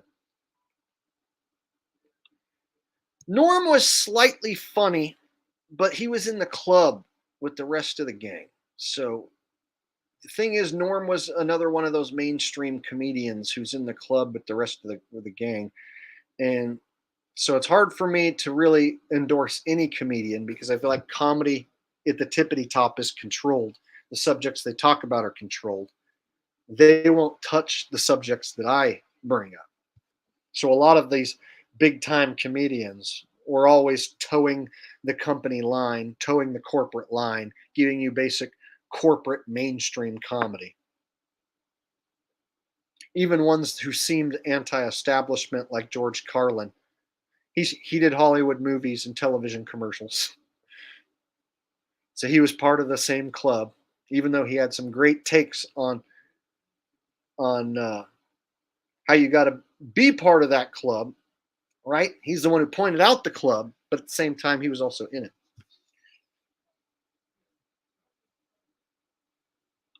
Yeah, your lower level comedians aren't going to be in the club, but then again, a lot of your lower level comedians are going to be shit. Your open mic comedians who are trying to get started are generally terrible and unwatchable, unlistenable. And I know what it's like to go to an open mic and do comedy. It's the bottom of comedy. It's where comedy goes to die. So, for the ones who make it and actually have a following, generally they're just controlled comedians. And then when you had a guy like Dave Chappelle who was doing like unscripted comedy and actually bringing up like topics that the elites didn't want him talking about, they went as far as to replace him with an imposter who's now doing corporate comedy again.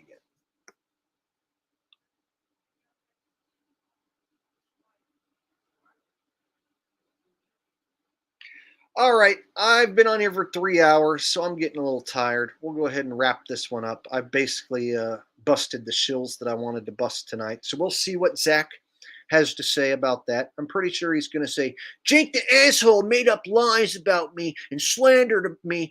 He's too much of a pussy to come on here and debate me. He what he needs is a bullet in the head. He'll say something like that. I don't know. And then I think Pat Truthner will probably also say that I'm a liar as well. So I'm sure they'll both just say that everything I told you was a lie.